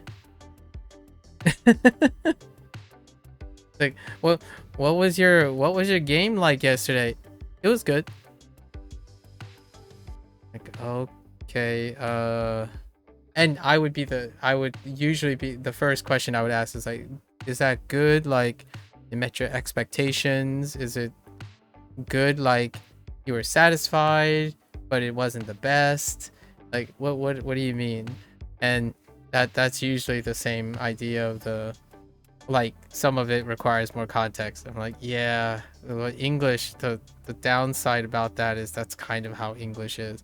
And hear me out, it might actually be very similar in Japanese too when you're actually speaking, you know, like when you're choosing your phrases, like what you know, why couldn't you say daijoubu desu there? Well, you can if you were writing the script.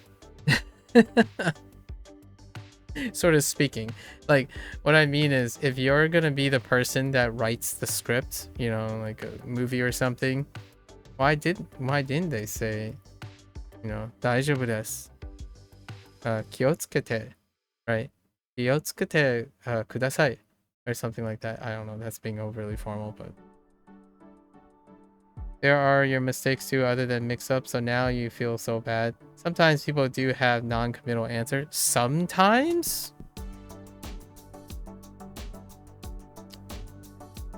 Is that a tokidoki? Or a you observe occasionally? Because sometimes is that's a non-committal word. Don't worry, I'm not trying to poke too much. I use that too. I tend to use uncertainty. Like Japanese also use uncertainty. No, a lot of time. Yeah, so hear me out, Beth. In Japanese, when you're talking in public and stuff, or like in Chinese or something, I use uncertainty. So they're mostly non-committal responses. Mostly is like it's kind of leaning, but here's the thing though, the internet is already bipolar, like hyperpolar in its response. It is in its actions, so its statements are very hyperpolarized. Their responses are non-committal, but they're non-committal in a hyperpolarized manner, so it's very tricky to disengage. Like for example, when you read like a comment, right, someone will say, well, this is garbage. That's incredibly committal answer, but the thing is the answer doesn't have enough context for someone who is not committal to that answer. Like, what do you mean by this is garbage? Right? Like, what do you mean by this is garbage? And the thing, you know, when you think like it's my mistake too or something like that, the idea is to be non-committal, to make it comfortable or acceptable, is also to embrace that you're gonna have to yap a lot to get to a committal answer. So for me, this is like part of the process, I suppose. I think it would be different if everyone was committal. Like that statement I just made, everyone is committal. It would certainly be different if we spoke in specifically committal responses and answers. It would definitely be not Japanese. I can assure you that. Like, even the Japanese culture itself, I mean, the Chinese culture does very similarly, where they speak non-committally in public. That's how you become formal. Right, one of the ways to sound formal and reasonable and agreeable is largely due to using non-committal responses. Like, do you think this is a bad idea? There is a chance it could result in something undesirable. Non-committal answers. Now, how does this relate to my original answer about, like, my original commentary about English not having enough context? I think the committal that you're referring to, which I will try to like respect your non-committal, is the idea that they don't embellish, right? They don't provide details to qualify their answers. And I totally get that too, because that would mean the commitment of time as opposed to like the commitment of an opinion. So I'm basically like talking about two different committals here, which I totally understand. Imagine someone who's committed to supporting their answer while also committed to taking a stance. And on the internet, there's plenty of time. There's effectively non-committal answers that are committal in language. Yeah, out of desire of being agreeable, you've heard it's a cultural thing. Yeah. And I inherit a lot of those things for the most part. And not because I'm Japanese, but we're talking about now a face culture. Face cultures tend to be non-committal. And what I mean by the non-committal, we're talking about two aspects of non-committal. The not committing time, right? Not following up, right? No follow-up. Not following up is one, because it can become too personal, too direct, too quickly, or being direct in language, in diction. So like, for example, a committal answer would be you suck. But if they don't follow up to explain why it sucks, then it's non-committal in following up, but it is committal in diction. So they basically said you suck, right? That is committing to an opinion. However, if they don't explain why you suck, it's non-committal because of time. So you don't follow up and explain it, like what's the context of you suck. You clearly took a stance, and that's how I describe the internet. The vast majority of the internet, they respond by indicating a strong stance. And that strong stance is reflected in the most common implied context, which is what Japanese operates on, honestly, like the way they do it. So English has become this, but then it's non-committal because it also has no follow-up. It's minimum, it's efficient. Like, it's very efficient. So when someone says you're bad at this, it's supposed to explain everything, and yet it doesn't. Such an interesting time we live in. And that's kind of like, I ordered delivery with my father, right? Like, okay, do you mean order? Like, I ordered delivery with my father, gosh darn it. There's only one way this English sentence can be read. Japanese comes in and say, yeah, I agree. Sentences should only be read a certain way, implied that everyone's always on the same page so that we can say less, but still be committal.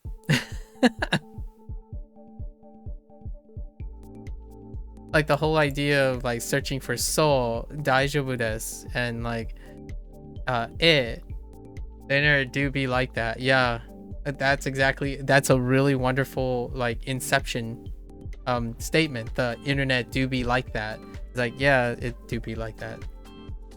And it's like pulling teeth. So the committal part that I totally agree with you, sometimes, actually most of the time, people are not committal, is they don't follow up their answers. And I come with questions. I most definitely come with questions. When someone says they're having a bad day, I'm going to ask them, in what nature is it bad? And how does that contribute to your bad day?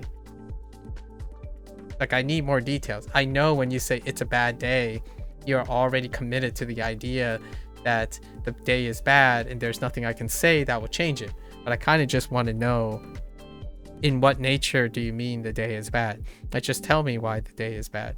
Like, explain it to me. I'm not trying to convince them that they're committed to the idea. So the internet has hyperpolarized behavior.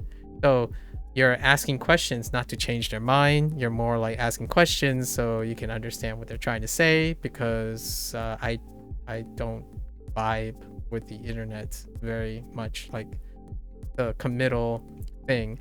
Like, oh yeah, I'm having a sucky day. And it stops there and I'm like, am I supposed to understand what you mean by a sucky day without you telling me how your day is sucky? I think the vast majority of Gen Zs, like that's chronically online, that's sufficient. That's legitimately sufficient for their conversation. To be fair, appropriately for a follow, you meant regular people doing small talk in person. Yeah, true. For a follow-up, you meant regular people doing a small talk in person. Well, we are on the internet, and I did make a comment about the internet, so we're also referring to people on the internet, right? I didn't make a comment about regular people doing small talk in person, so that's and that would make it non-committal. Yeah, if you include like a condition in which that are non-internet people, then that's fair.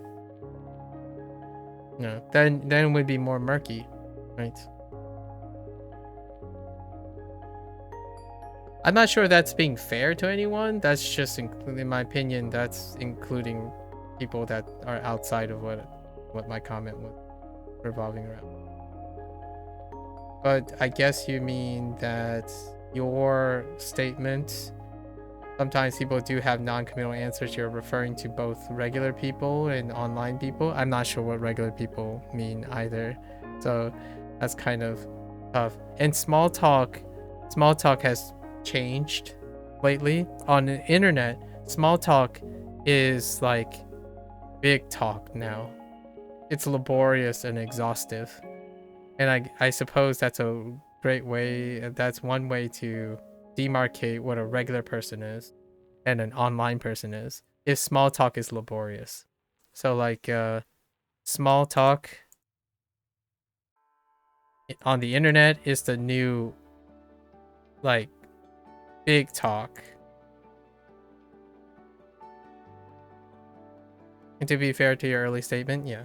Well, I was, making the assumption, which I failed to mention, that when you made a comment after I made the internet comment, I figured you were referring to the internet comment, but I guess you were making a separate statement about non-internet people, which is, again, not an act of fairness. It's simply that you're making a separate statement, so that's fair. Like, I'm okay with that. You're making a separate statement that excluded online people. Right. Like, small talk equals big talk now. So the moment you ask them why, they already left the room. Right? They left already. That's it. You do be like this is my litmus test. That often, like, someone say, "Oh, like, I had a really bad day today." Oh, why? Gone. They're gone already. Like, when they said they had a bad day, that was it. That was the transaction. Like you do not engage in small talk because it feels like hard talk. I don't know what's the opposite of small talk. Deep talk. Like, you and I have an average that is well beyond the typical length of a conversation between the statistical average. Like, well beyond the statistical average. My classic comments with language learning is, "Oh, hey, you're learning Japanese. I'm learning Japanese too."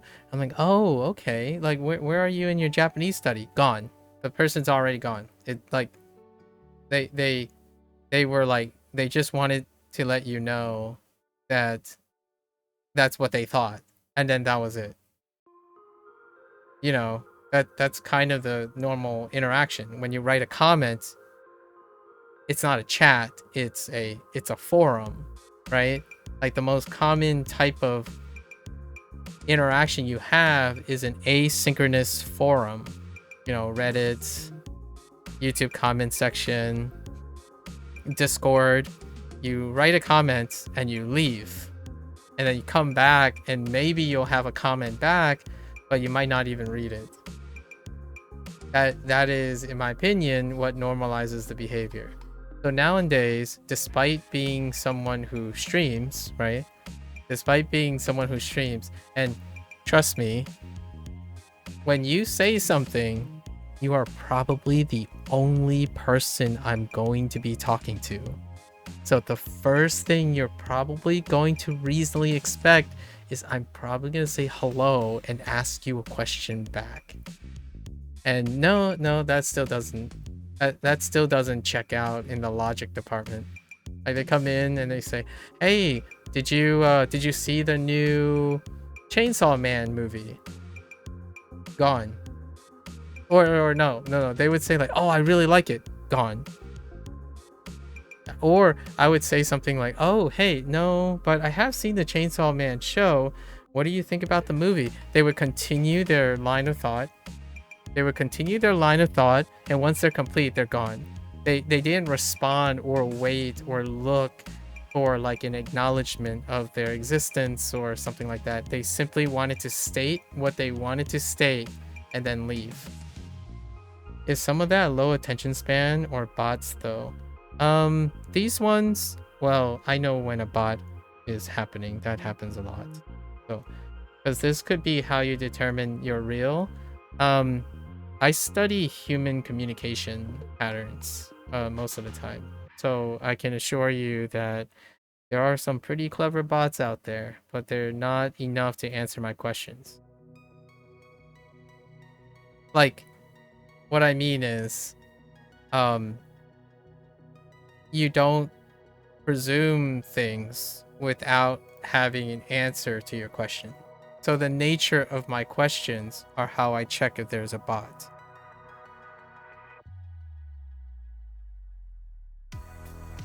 So the way you answered my responses today is how I determine you're not a bot. Now, whether the person who mentioned something and left is a bot or not, I'm inferring that the person using that act of communication is that person.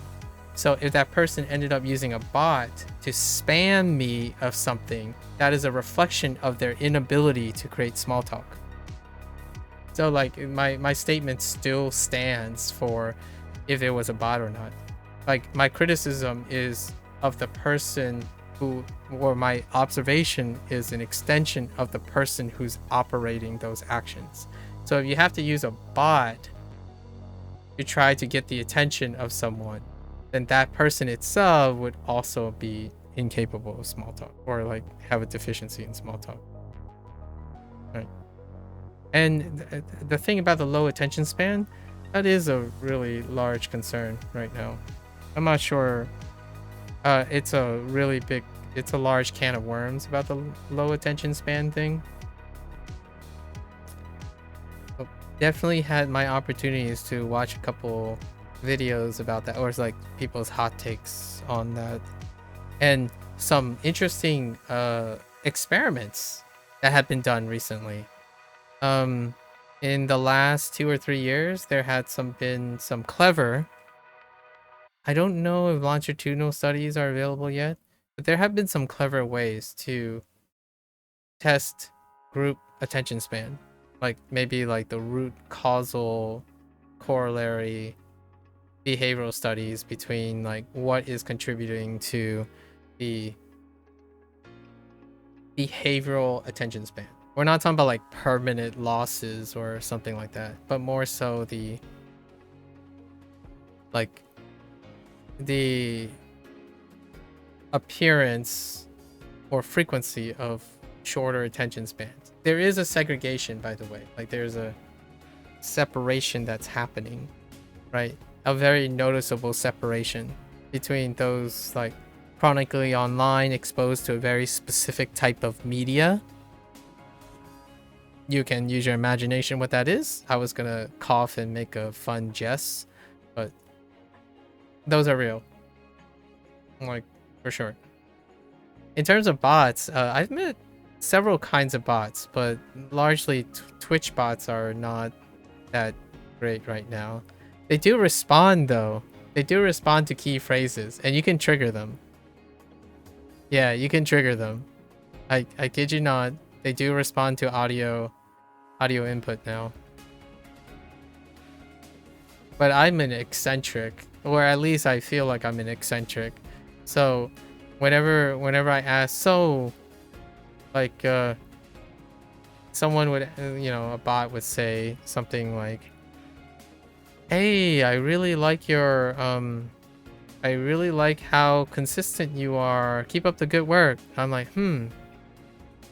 what makes you think that I have consistent work? How did you find out that I do this consistently? And they would say, "Oh yeah, it's really great. I like watch things." And I'm like, "Okay, where have you watched things? This is the first time we've ever talked." And then it would just like stop following the flow of logic. The bots would say something like, "Oh, by the way, I help streamers become popular," or like, "I help streamers with the growth of their community." It's like, how do you know I have a community?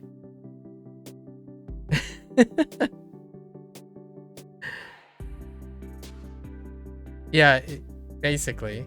But hear me out. Hear me out.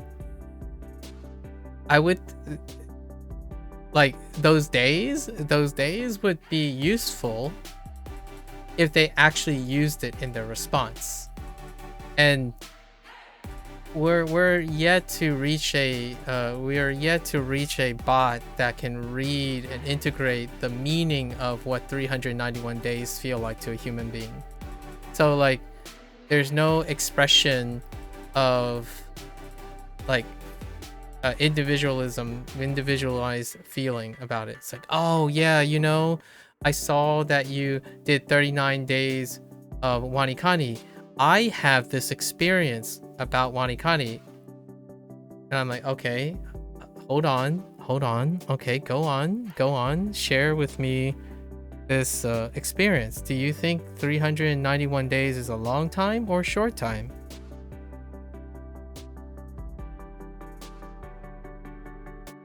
Right? The whole idea is you simply, like, in my opinion, you do a litmus test for someone's opinion. You don't decide the opinion for them. And also you don't like give them your opinion. The idea is you're asking for an opinion. And oftentimes a bot uses the statistical average opinion, and it's usually very like platitude. And I'm gonna be honest, like internet people, they're not that positive a lot of times. Like what I mean is they have a sobering effect. usually the classical things would be like, oh, you know, I've been studying Japanese on and off for like a couple months, and then I kind of hit a roadblock and it kind of felt tedious, and then came back. But then I came across this interesting, there's some problem solving involved in there. I mean, obviously you could still program a bot to do that, which I look forward to seeing in the future. And then we're going to change the name of our game. For now, I don't think many of those bots could answer opinions of feelings without sounding like one note. So I would ask, like, you know, someone would say, oh, a bot could say, like, I had a bad day. Like, oh, in what way is that day bad? Like, well, bad is usually describing the emotions of, and then they would describe a bunch of examples. Like, oh, that does sound a bad day. But you know, to some people, that might be a good day. What are your thoughts about those type of people who also think that your bad day could be their good day? I mean, until bots can answer those things, I don't really have to change my strategy, but we'll prepare. We'll prepare for a strategy at some point. I'm genuinely interested in bots getting better. Like, what I mean is, if there's a silver lining to all of this, right? I understand that people are very apprehensive. They're worried about, oh, are humans going to be replaced by automation, or will humans normalize automation so that they become functional normally? That's a fair question. Like, if you get so used to it, then is that your cap? That's great. Like, that I mean, that's great to keep aware of that. Now, the thing is, it's not like I'm gonna stop trying to make those bots better. Like, I'm rooting for the bots to be better. If they become better, then it would make them more useful.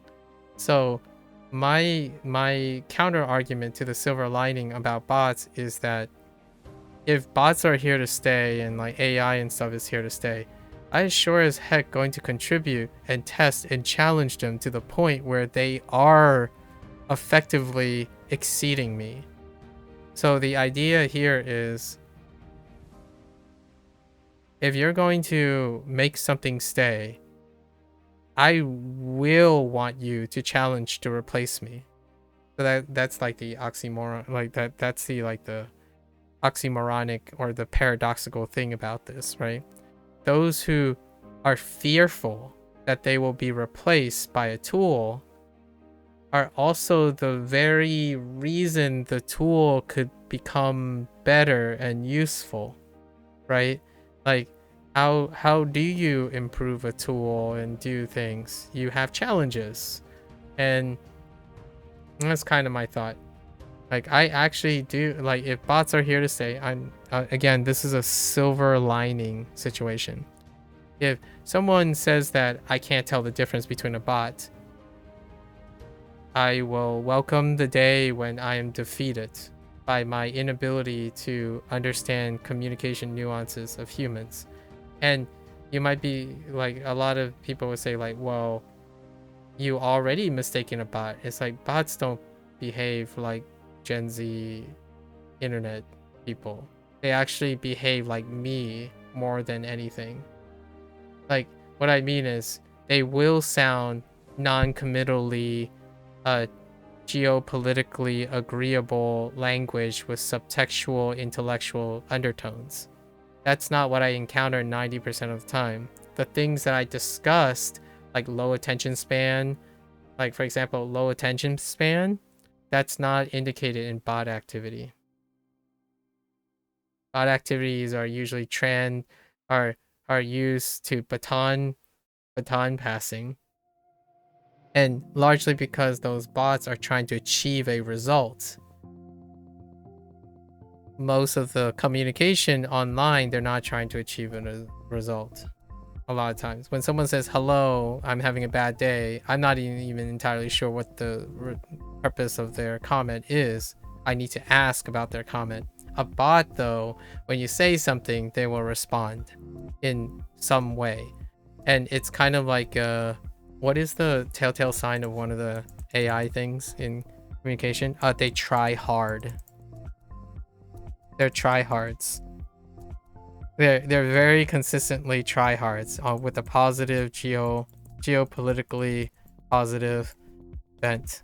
They try very hard, and I rarely encounter that. Now, am I saying that when I meet a tryhard, I could mistaken them for a bot? Like, for example, if I met a colleague of mine who is nerding out to things and they just simply speak like me, like, well, then this actually, because they try hard, they are more likely to elicit human anecdotes that are peculiar, that aren't the best examples. They usually don't give best examples. A colleague would give personal examples, and they're usually less ideal. Like, I rarely ever speak of ideals, so that's kind of the idea. I thought maybe I would do a series where I could like challenge myself to tell the difference between a bot based on their responses to my question. That might be something fun to do in the future. You know, like do an annual, maybe do a biannual challenge of like, oh, can I tell the difference between a bot and a person? We would have to give a context though, so that's kind of tough. So that means like I would have to be blinded, right? It would have to be a double blind study, where a double blind challenge where I am blind to what the environment is, which technically I can't because it would be in a streaming setting. So because I'm not blind to streaming setting, it tells me what the percentage. It will give me percentage to use my experience to tell when there's a bot, right? And bots behave very consistently. I mean, they're meant to behave consistently. Like, dear me, if the day the bot is supposed to behave inconsistent, I would start to ask, what's the point? Like, what is the point then? Like, I'm not entirely sure anymore. Like, if it's inconsistent, then whoever is using the bot doesn't achieve their goal. What, they're gonna get a kick out of making me like think that an inconsistent bot is fooling me because just to be inconsistent? It's like, okay, good for you. Like, you made something that basically just says gibberish. Like, you can do that if you want. I'm not entirely sure if that improves the bot or not, which is a talking topic for the record.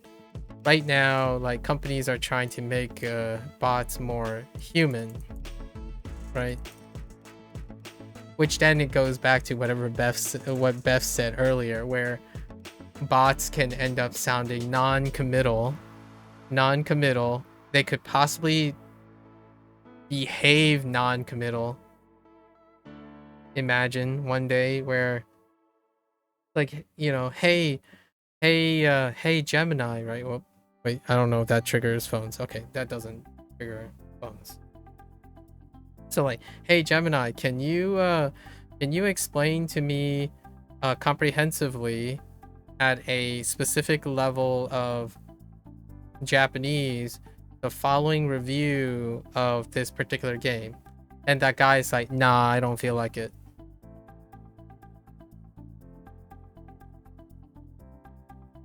Well, I mean, I could mistaken that for a bot. When I'm blinded, like if I didn't know I was speaking to like Gemini, I would say, hey, do you know, can you explain to me like the review of this Japanese review of this game I really like? And they're like, nah, I don't have time for that. I'm like, okay. I could have mistaken that for a bot. Definitely.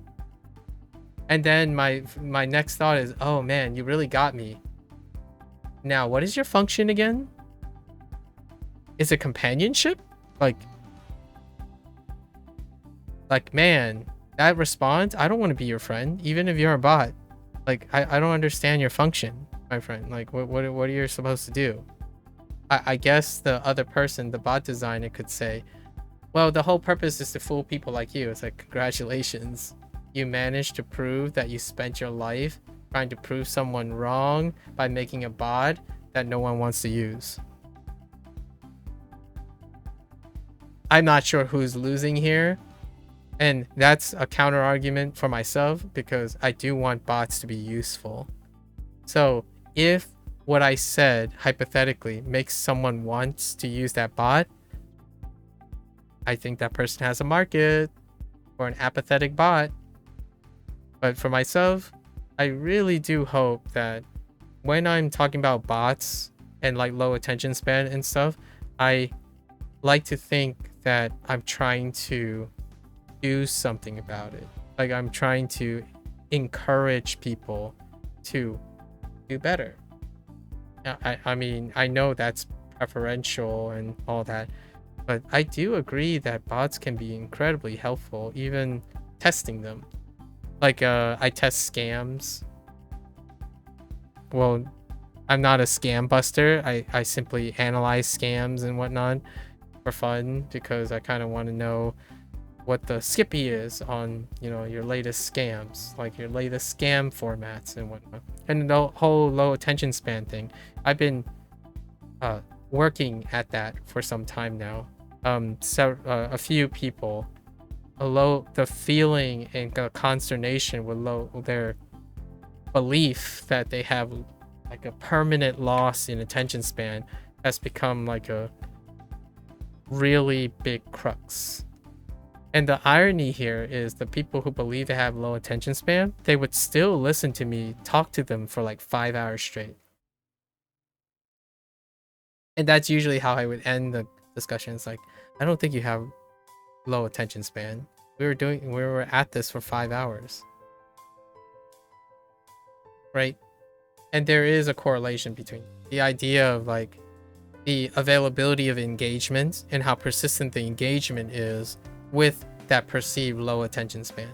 Low attention spans come with also the normalized duration of something that is engaging. So you can very rapidly, in my opinion, or effectively expand someone's attention span if you can generate the stimulus and the reward that exceeds that attention span, like for sustained for that attention span. So it's pretty wild when someone like, you know, I've met a couple of people who say like, oh, you know, I love doom scrolling. I can only listen to someone for 30 seconds. It's like, we already talked for 5 minutes. What are you talking about? Like, I don't even have to tell you that you've talked to someone for more than 30 seconds. You're fine. Or, you know, I would say in Japanese, 大丈夫です, right? 心配するな, right? Don't worry. It's gonna be okay.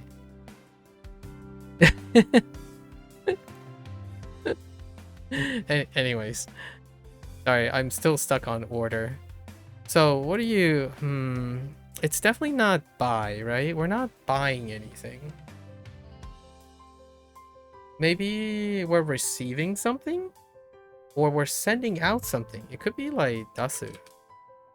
It's not dasu.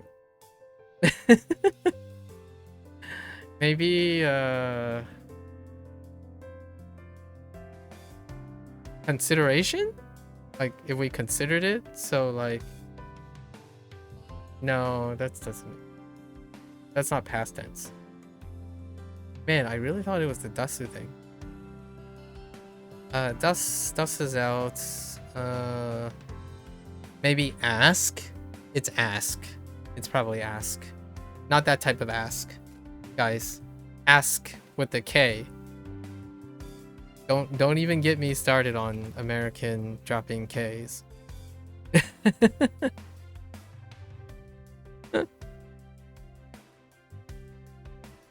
It's an ask. They're asking for a delivery, requesting. And what is that? Tanomu? 父と出前を頼む。 Wait, last time? That is in Saigo.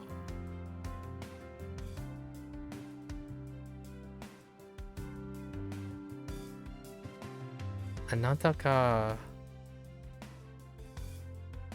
Last time. Izakaya いたのはいつですか? Last time.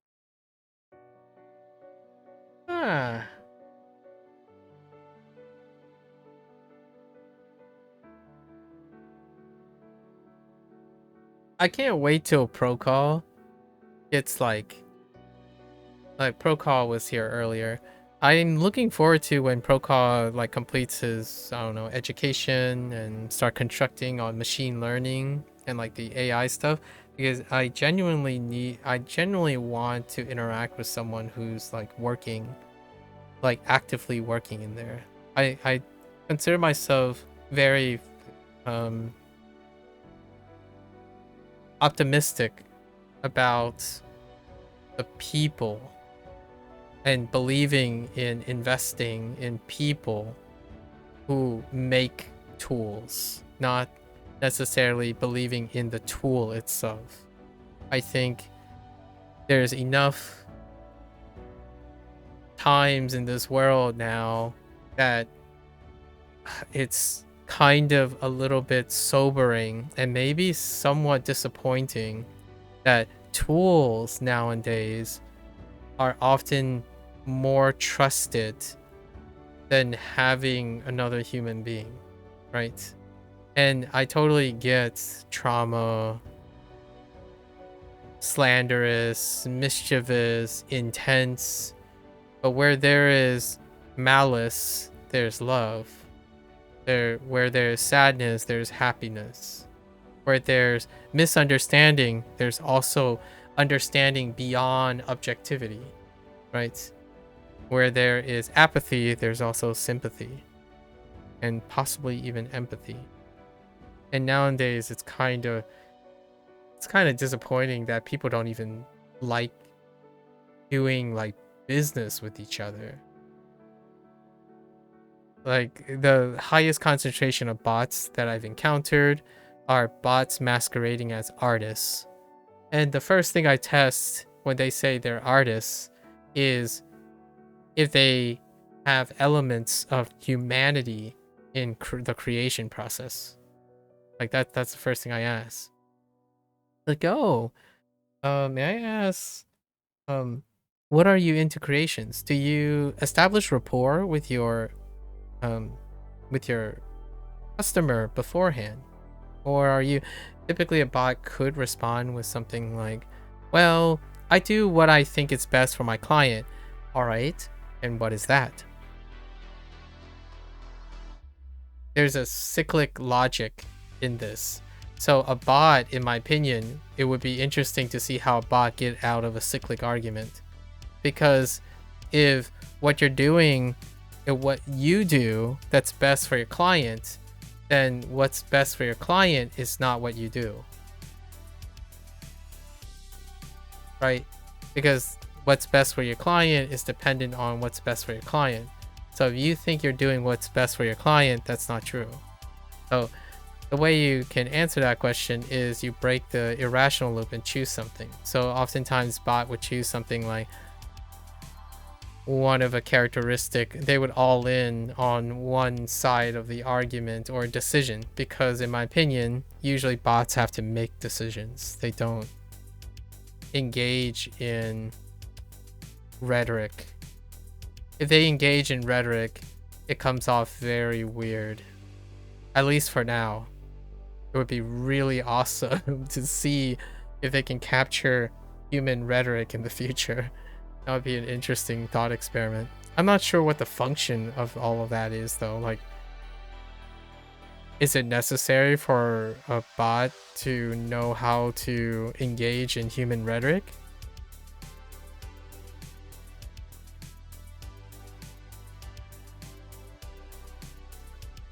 Like, do you want a bot that doesn't give you a straight answer? I mean, I don't mind my friends and, like, you know, Beth and Fictitious making rhetoric and random rhetorics without any follow-up. But I'm not entirely sure if I'm okay with the idea that you ask a bot and they're like, what is time anyways? Like, hey, you know, like Fictitious, imagine, I'm not sure if you've ever tried this. I haven't tried this. I've been interacting with other people who use ChatGPT, so they're kind of doing this. Like, you ask ChatGPT, it's like, hey, do you think I have time to fit this new skill in? And they would ask, like, what is time anyways? How do you feel about time? I'm like, what the heck? What type of question is that? That's not gonna give me an answer. I mean, it would be impressive if they were able to follow up on what I answer when I say, what is time? I'll say, well, you know what? Yeah, time, that's a really good question. My evaluation, you've never interacted with That's fair enough. I had, you know, that's, or any of the others? Not even Gemini? Oh. Not even like click the co-pilot thing by accident because it's all over the place. Dang. It's time to move to the Linux platform. Sorry. I'm saying sorry like in a blanketed space. I didn't upgrade to Windows 11 either. But there are some co-pilot things around. Yeah. I have to interact with Gemini because I use a smartphone. So there's like an interaction with Gemini on the smartphone. Like the algorithm and whatnot on like my device is probably Gemini powered. When was the last time? So how do I... Maybe we're just gonna be like Toki? I mean, there's... Oh, I need last. How do I say last? In a way. I mean, Saigo... I mean, Saigo works here. Nope.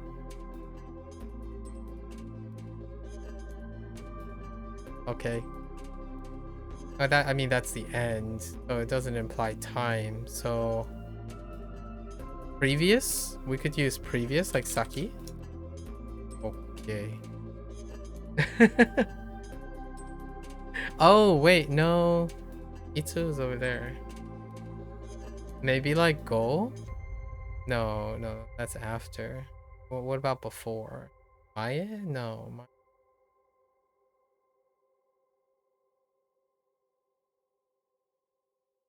Last time.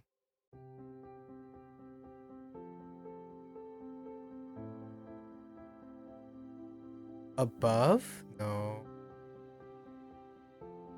Above could mean before, so. It's not Tsugi, that's after. Yeah, we could do before. Oh, it could be... No.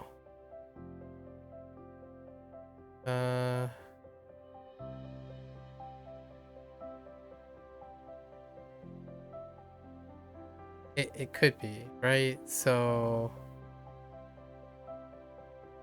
let's try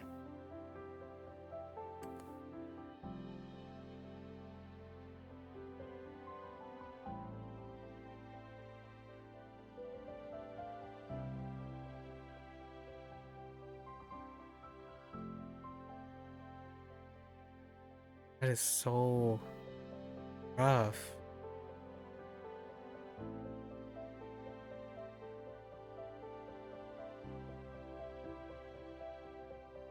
Or I think my best bet is Ue. Heck, not Ue. I'm gonna try it. Saki. It could be behind. No, that's later.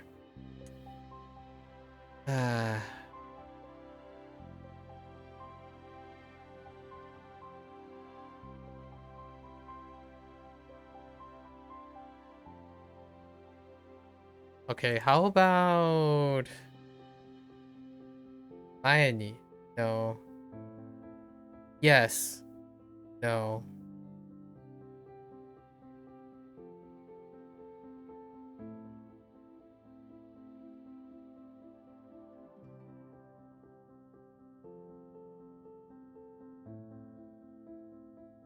Saikin works.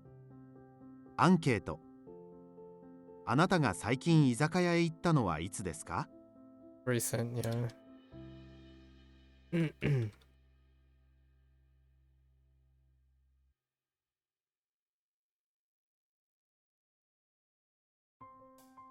Bow? Not the same one. Maybe like we're gonna do Otto. 私はあなたのことをもっと知りたい。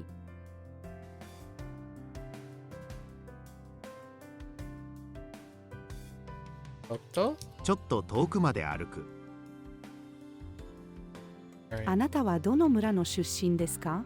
I love nouns. Just give me more nouns. Oh boy. Maybe like どうして？私は医者に、そして兄は歌手になった。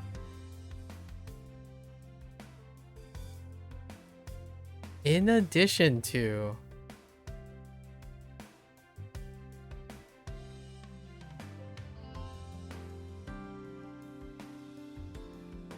like so それから In addition to and where is that where is that it's after toll 料理 okay 料理へ大と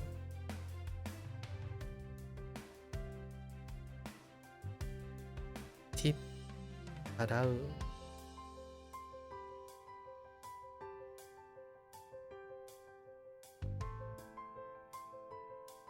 Definitely not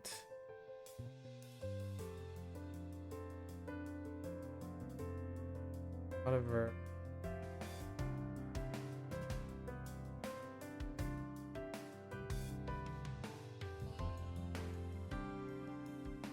it's no no no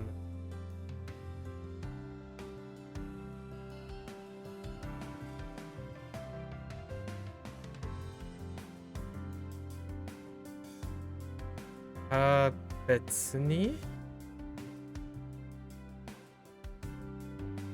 I will pay the tip 別に No Yes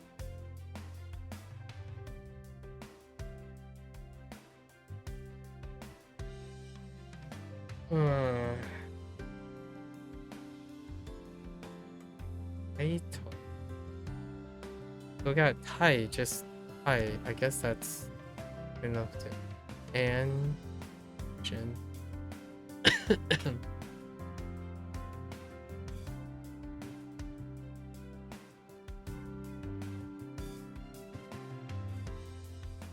Oh, it could be first. I will pay a tip to the.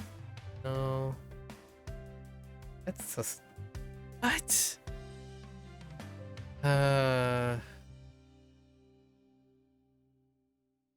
料理代と別にチップを払う。別に Okay. I gotta see 別に Oh, separately, apart. Oh, additionally, that makes okay for positive things. Okay, right. Because if it's positive, it would mean additionally and extra, as opposed to separately and apart. Like this is a positive. Okay. 彼女はインド人です。感じる? 大きな揺れを感じる。 Oh, yes. Give me more of these. I need a... Whoops.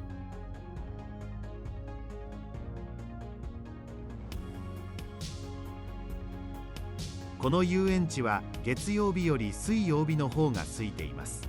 I need like a couple nouns and adjectives up in between each of the... in between all the other things. Get me back on the groove.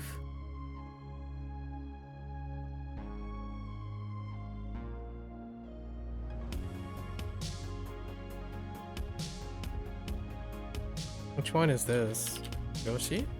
Nope. Sensei. 職員室へ先生に質問をしに行く。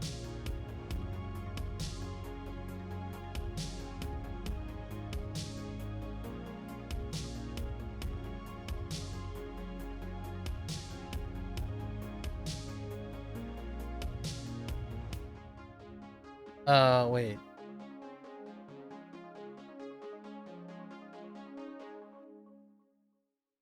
I hear a voice.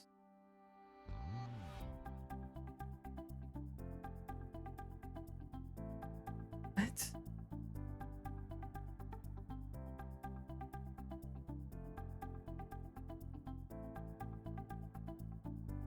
No. Go ahead. Go ahead. 自分の名前を聞く声が聞こえる。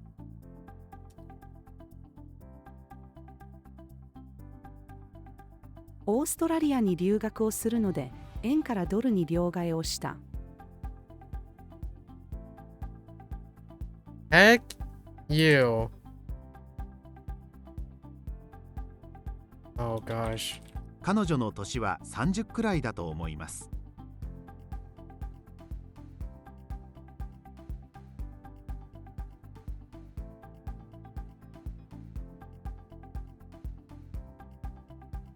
アウトゲームの winner.優勝者が something decided までにまでに5時間もかかりました。It's more like the different decide, right?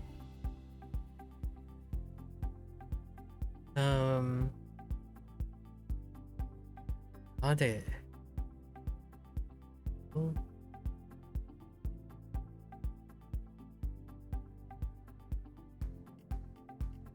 Be discover? It might be discover. Like 見つける. Eh? Oh. Like, I was thinking more like to become visible, like until the winner of the card game is decided, like visible.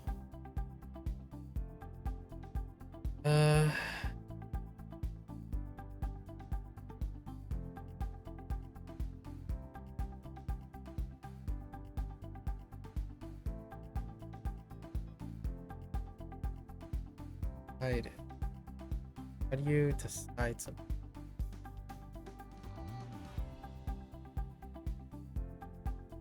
Go no. Man, I really thought I had that one. Oh wait. Oh, we have Kimaru. カードゲームの優勝者が決まるまでに5時間もかかりました。 The intransitive decide. 時が早くすぎる。 Oh. 私の子供は男です。 ジョーンズ様、おはようございます。 人の間違いを笑ってはいけません。 Heck. You're right, this works here, but try another similar word. Oh. Whoops. I missed the. 私の姉は大きな家に住んでいる。王の命令には従わなくてはいけない。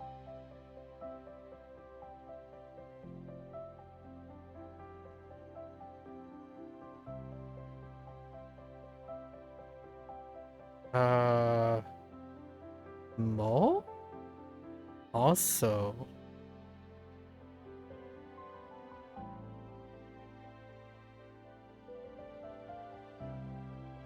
Like furthermore, also. Probably それに。夫は仕事を一生懸命している。それに家事もする。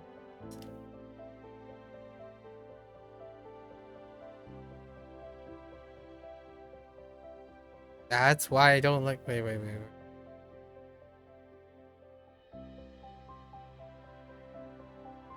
だから。彼女はすぐ怒る。だから私は彼女が嫌いだ。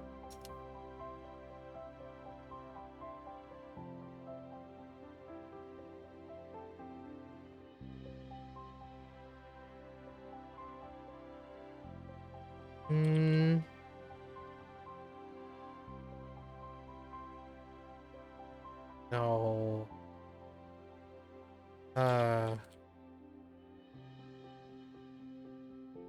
先生、この中で最初に喋り始めたのは誰ですか？に。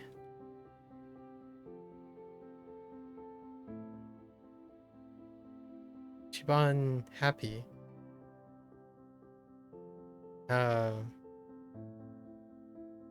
あなたが一番幸せを感じるときはどんなときですか？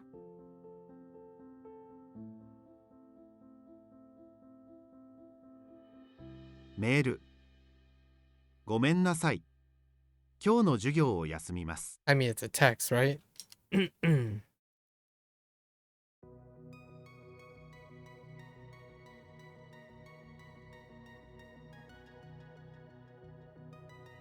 You failed.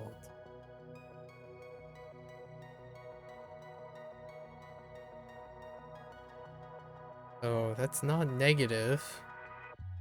So it's definitely dealing with the act of failing. Positive. So 先生、落ち。君は試験に落ちたので留年だ。Alright, 落ちる。Okay. 一段。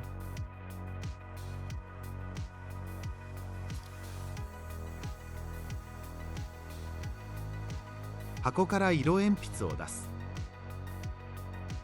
弟の足は大きいです。What? Oh. Ah! やめる。足を引いて歩く。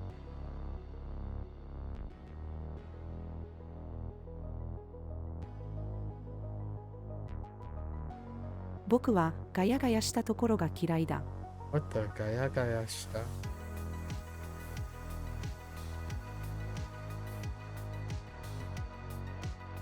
僕は人見知りなので家族だけと話します。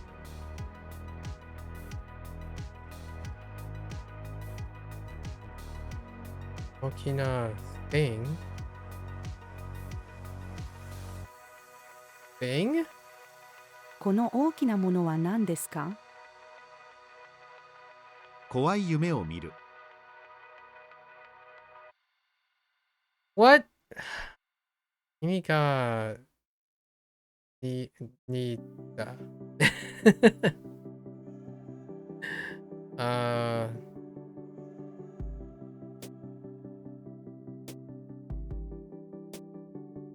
Isn't it like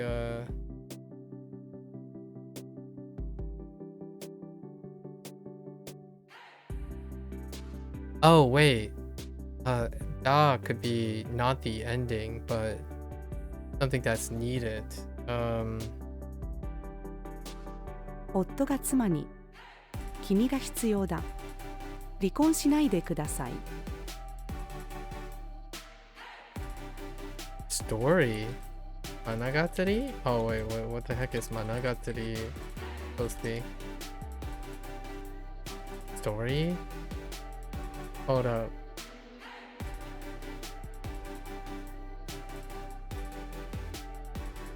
Other story.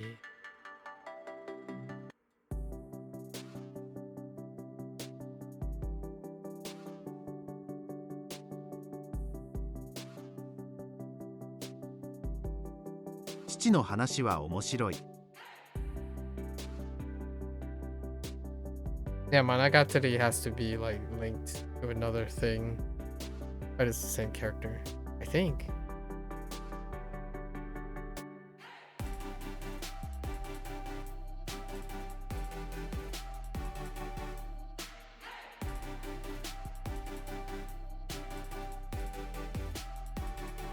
父、どうして急いでいるの、娘。寝坊をしたから。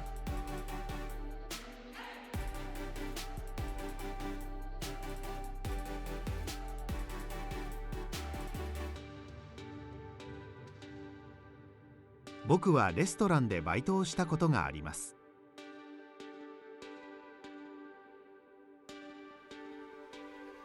Excuse me? I'm in sync with my friends? That kind of like I'm vibing with my friends? Wait. Connected? It's not kanjiru. Probably not kanjiru. Oh, how? 友達と息が合う。 I see. Coming together, merging.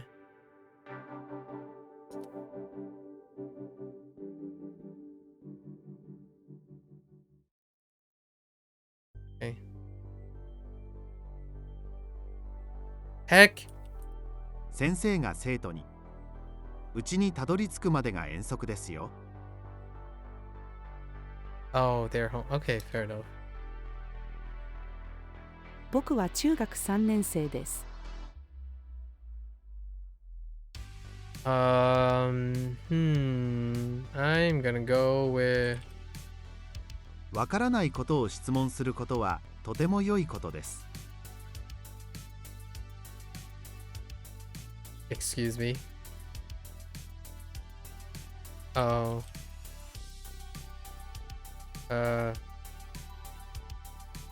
こちらに来て。 That's a typo.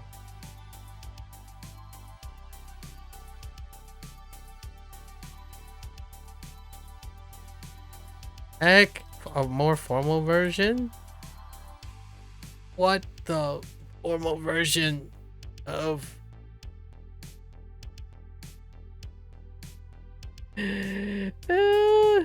Alright, well then. Well then.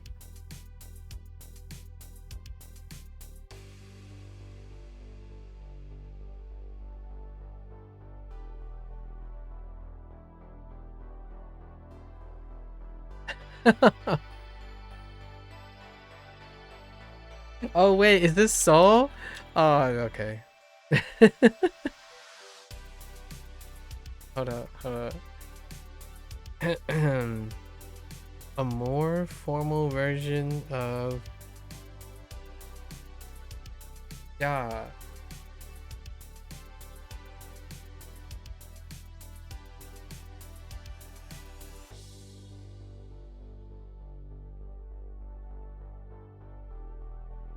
Certainly.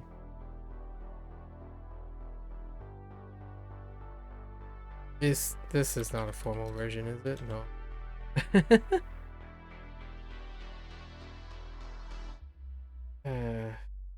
So, pushed it doesn't. I think それから No? What? I mean, after that, well then,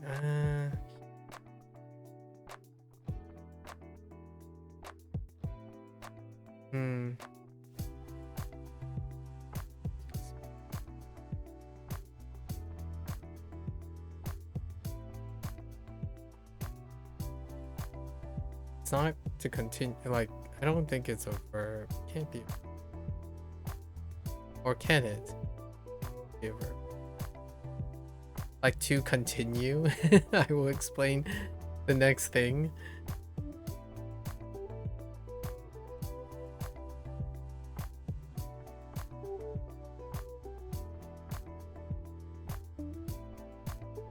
It's kind of like sore. Sore is something. It's not sore kara. What is it?それでは。それでは次の説明をします。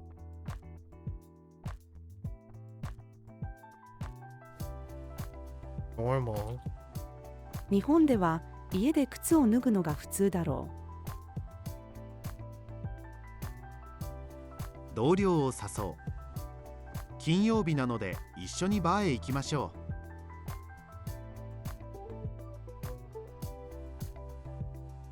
焦っている女性。30歳になるまでに結婚をしなくちゃ。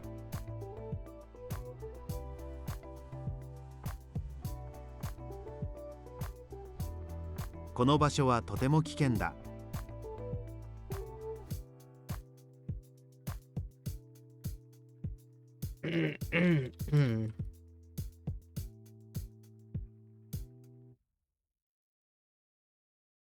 好きな人と遊園地や水族館に行きたいです。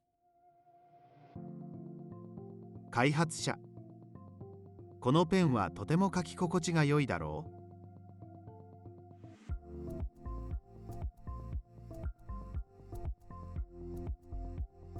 う。Oh, interesting. Wait.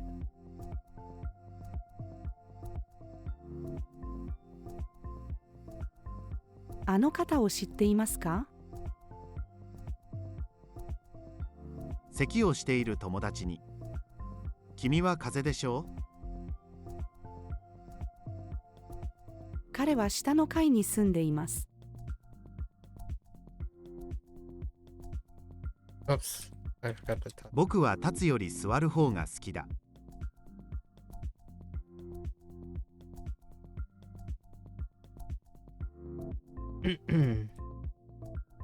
天気予報士。暑い日は熱中症に気をつけてください。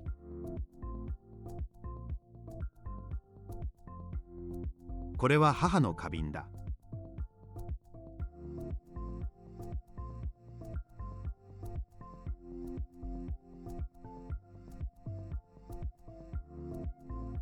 彼は何の選手なの？夫の声が好きです。直角とは90度のことだ。世界を旅する。なくした鍵を探す。Oh no. Care. 好きだ。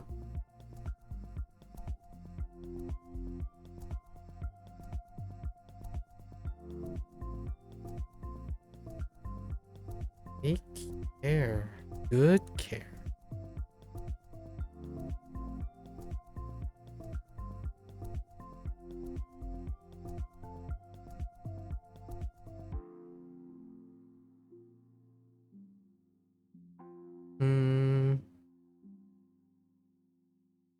What the?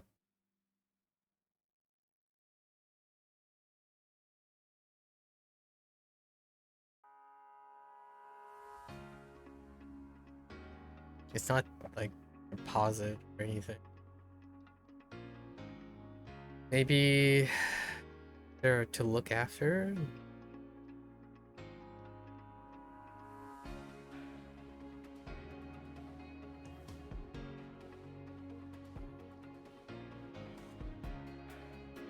Do I have a blanketed statement?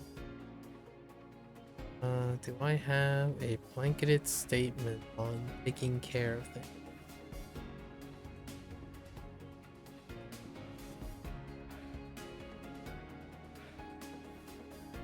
Or maybe handle something.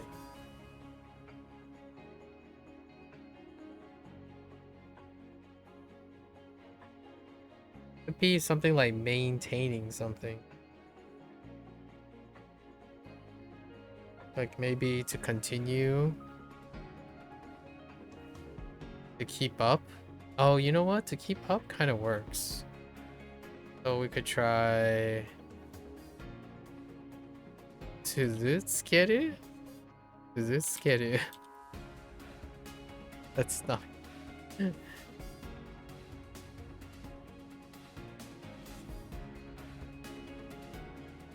Well, it's a ni, right? So, and then nisuru.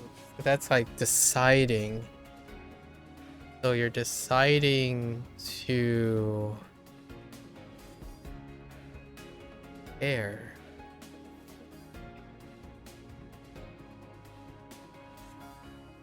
To do caring.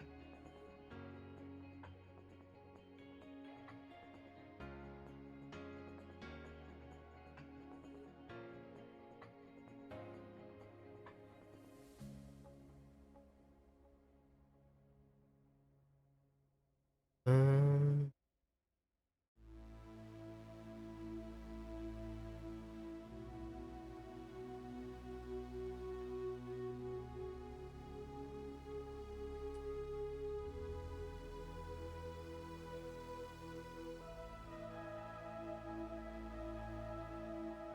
Maybe I'm looking for... Hmm.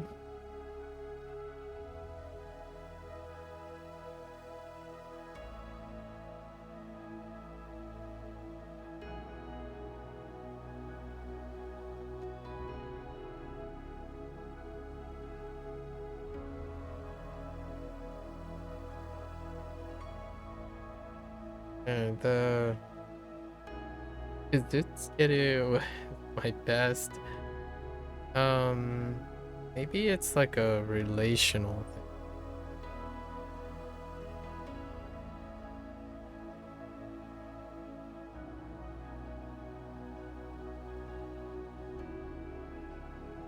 Maybe like taking no.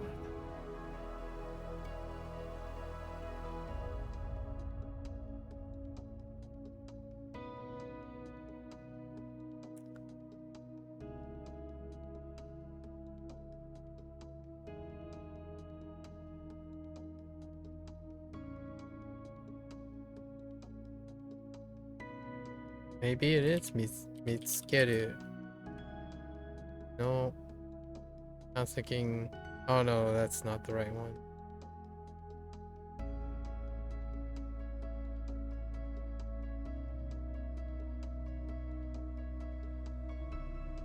Goku? Goku?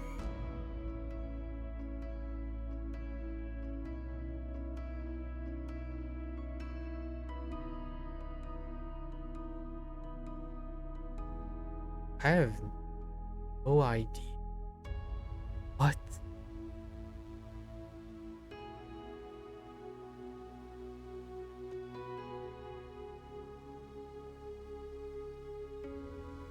What is... Alright, I need my... Something that is a large matter and requires special attention. Oh, really? So they're describing a... Okay, so you're doing something with great care or importance. So we're doing like... We're doing an adjective in the nature of the doing part, right? So maybe like...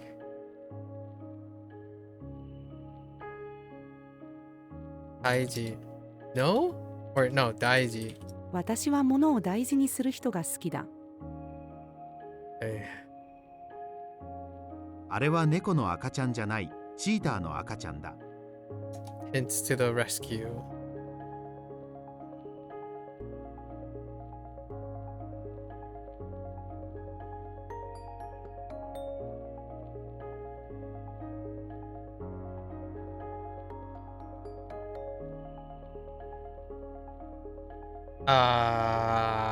busy?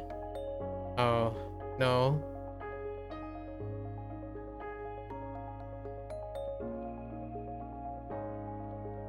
What? 妻、今日はとても忙しかったの、夫。お疲れ様。What is that? Oh, that's an E adjective. Right. 私の目は濃い茶色です。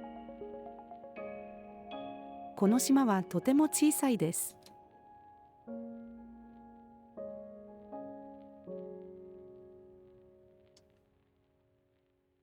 50-50?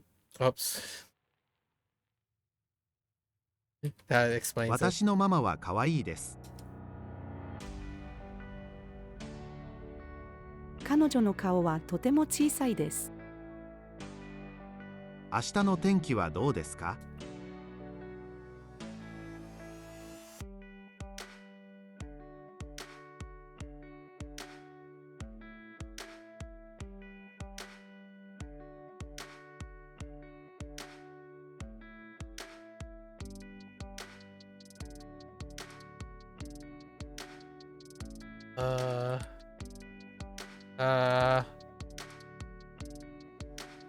？Which open are we talking about?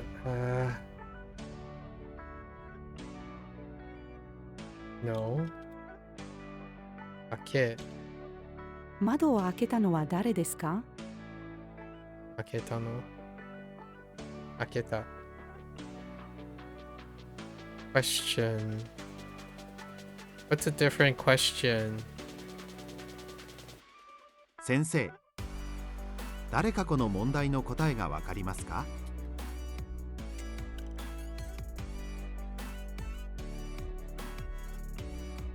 新しい友達が欲しいですか？父と母は同じ身長だ。昨日の日本語のテストは半分くらいできました。Oh no. Not again. I'm gonna say... Ah! It's an expectation. Okay. 友達に、じゃあさようなら。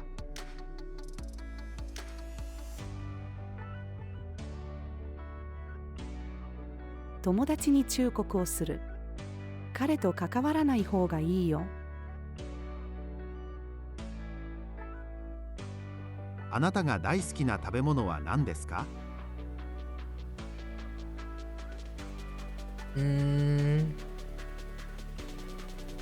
？Dang you. That was a 50-50. ママ友、あなたの娘さんは学生だよね。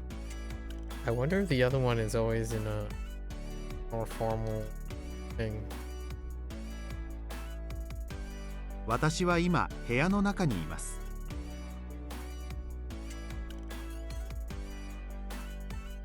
家の玄関の掃除を毎週しているのは夫だ。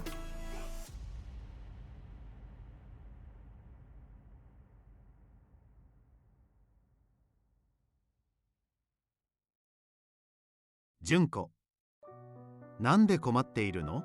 トーマス、財布をなくしたからだよ。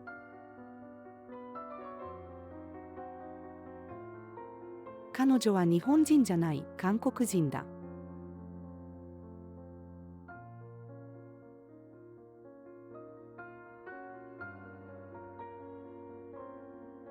Oh no, this is じゃなかった。So it has to be a na adjective.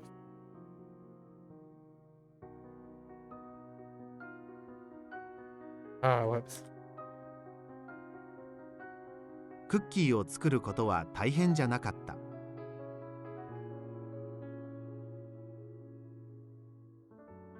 引っ越し業者に、これをこことそこの間に置いてください。バスが来る。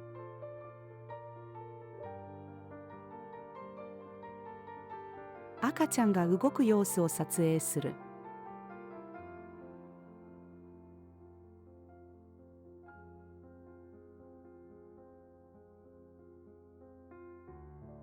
彼が約束を破ったので私は怒っている。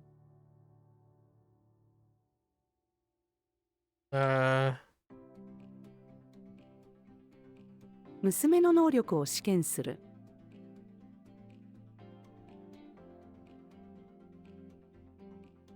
The what? 警察は missing か。女の子の行方。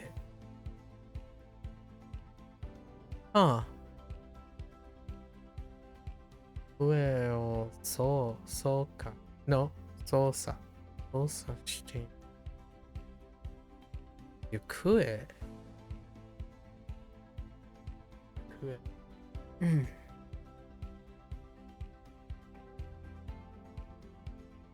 Missing.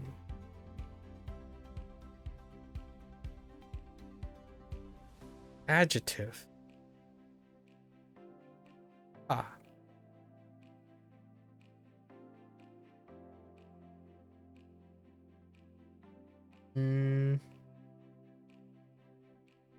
Oh, not adjective. Verb. So missing, like have become missing, or have 警察は消えた女の子の行方を捜査しています。Yeah, the ta into the noun as a modifier, right?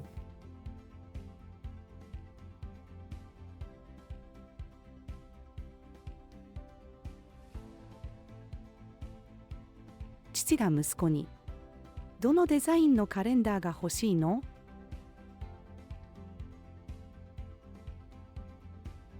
写真を見ながら妻、あなたはどれ？全くわからない。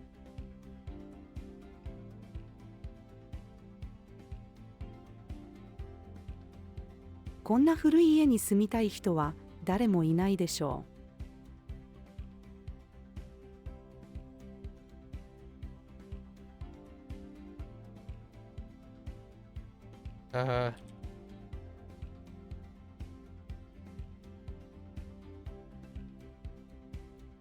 Wait.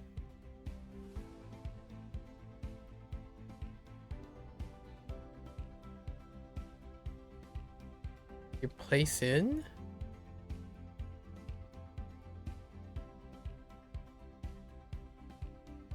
サッカーで点を入れる」。I must have typed something incorrect. ホストファミリーに母国のお菓子を送る。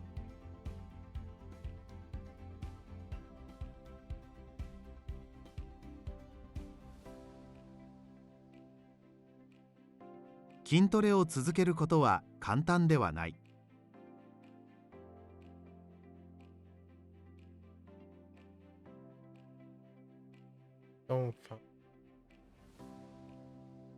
置き手紙。私のことを見つけないでください。文化について学ぶ。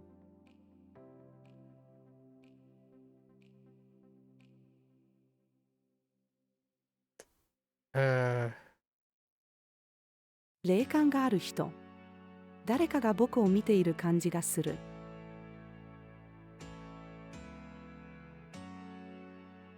友達に聞く。誰かあの子とその子の関係を知っている？おばあちゃんが本をたくさん読んだ方がいいと言った。俺の家にはスポーツを仕事にしている人がたくさんいる。今の時間は5時です。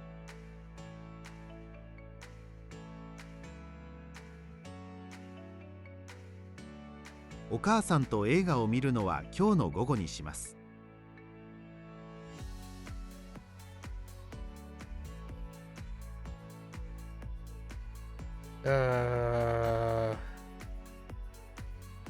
Different verb.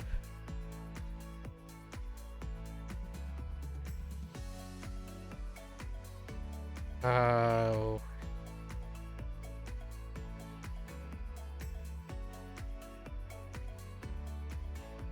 No.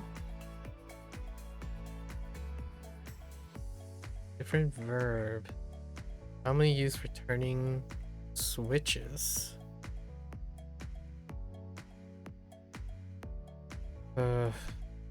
What was? Oh.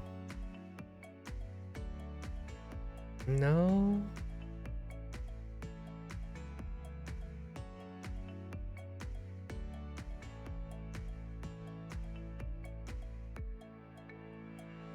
Not moving.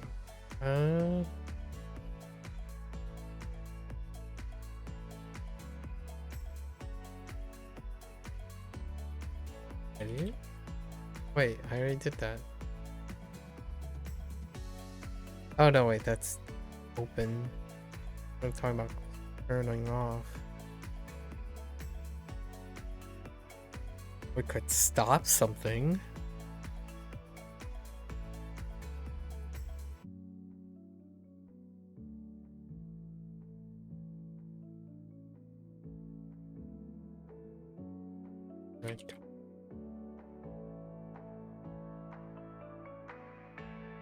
Have another turn off, but for switches?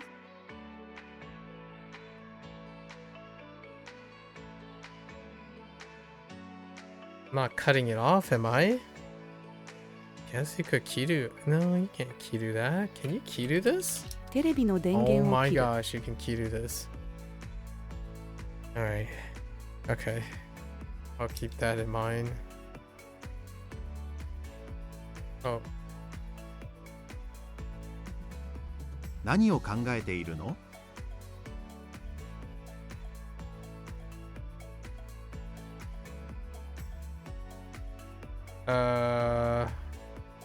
Oh, about time.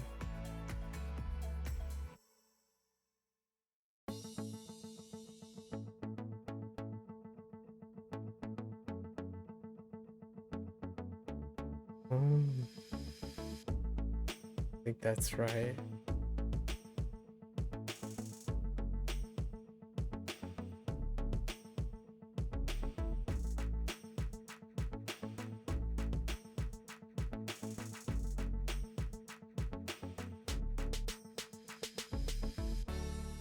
I only have kurai. Another way to say approximate. It's the new one. The new one that the new character anyway.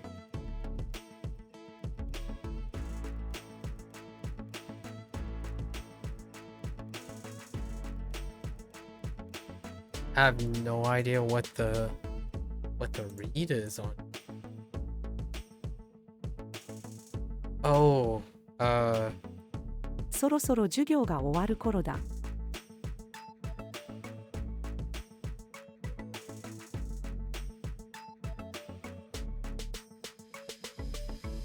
what? Oh, no. No. Wait. It's like operates. How do I operate? I thought it was something like start or open.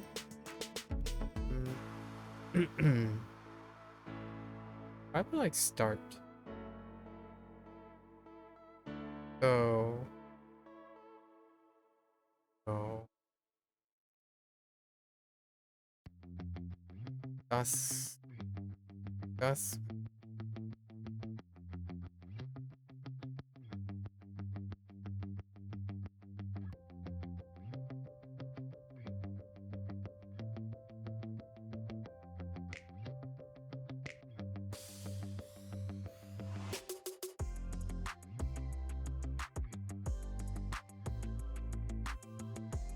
It could be Toteru. Took up, yeah, probably. No?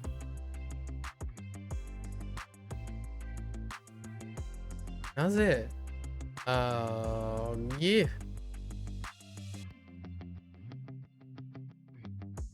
A do verb.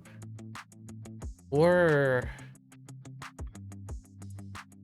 runs.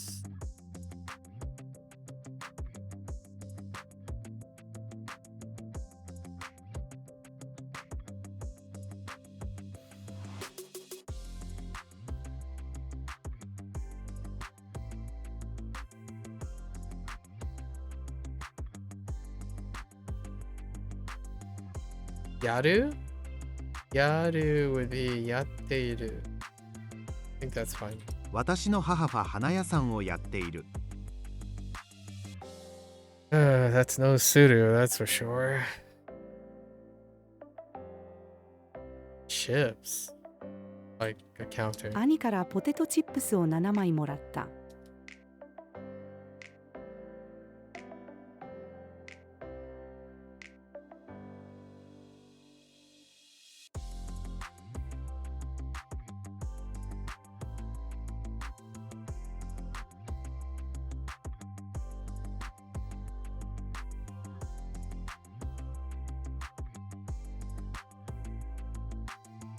I'll get the guests to come in. Oh.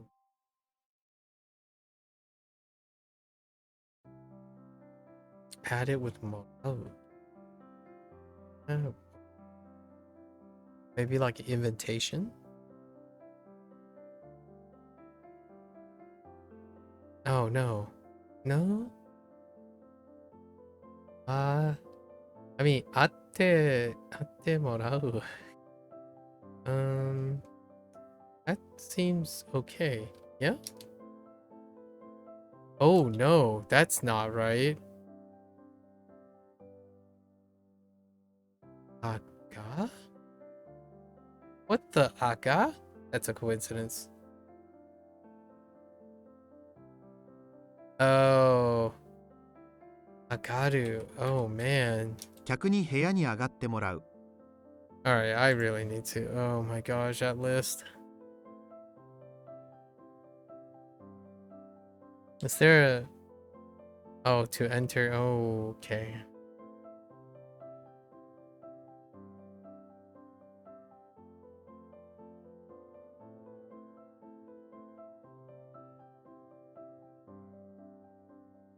Man, that's not great. Okay.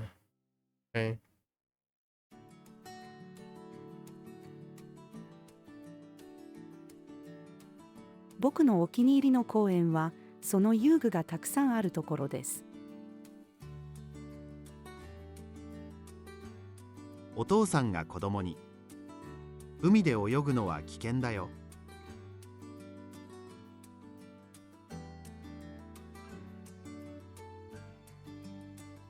What?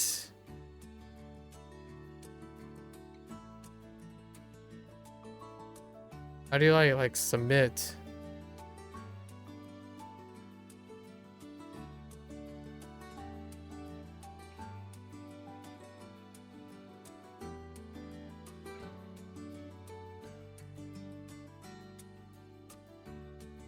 先生に宿題を渡す」。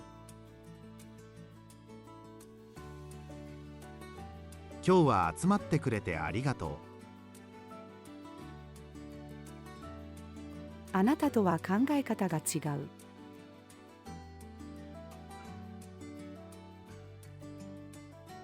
箱に桃が入っている。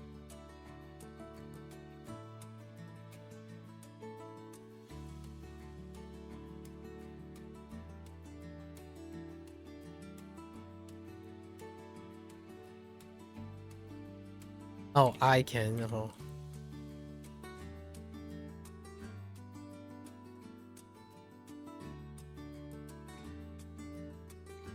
The heck?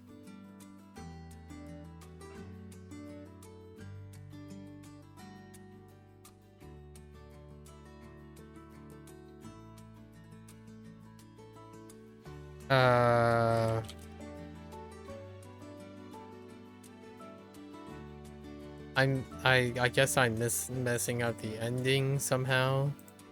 I can see the sun.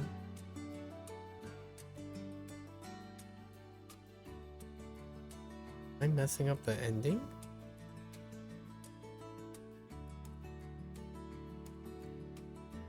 Could be something different. Oh. Oh no, I'm not finding. That's finding or being. It's 太陽が見える。 wrong kanji. 上司。君は海外で働いたことがある？部下。もちろんです。母が子供に、ここのトイレは汚いから他へ行きましょう。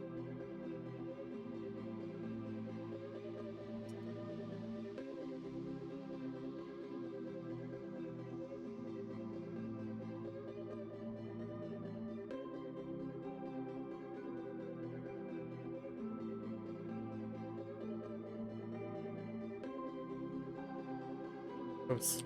そのアパートは結構広いですが、家賃は低いです。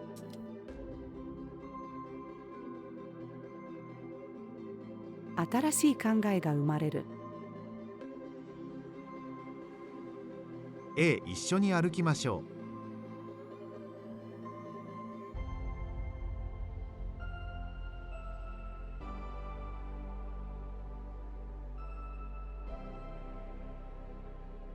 次はあなたが泳ぐ番ですよ。Oh, that's getting rough. Okay. What was the grammar thing that got stuck on? Yeah, we're not getting into our experimentation just yet. Tomorrow is probably the most ideal time to try to do it.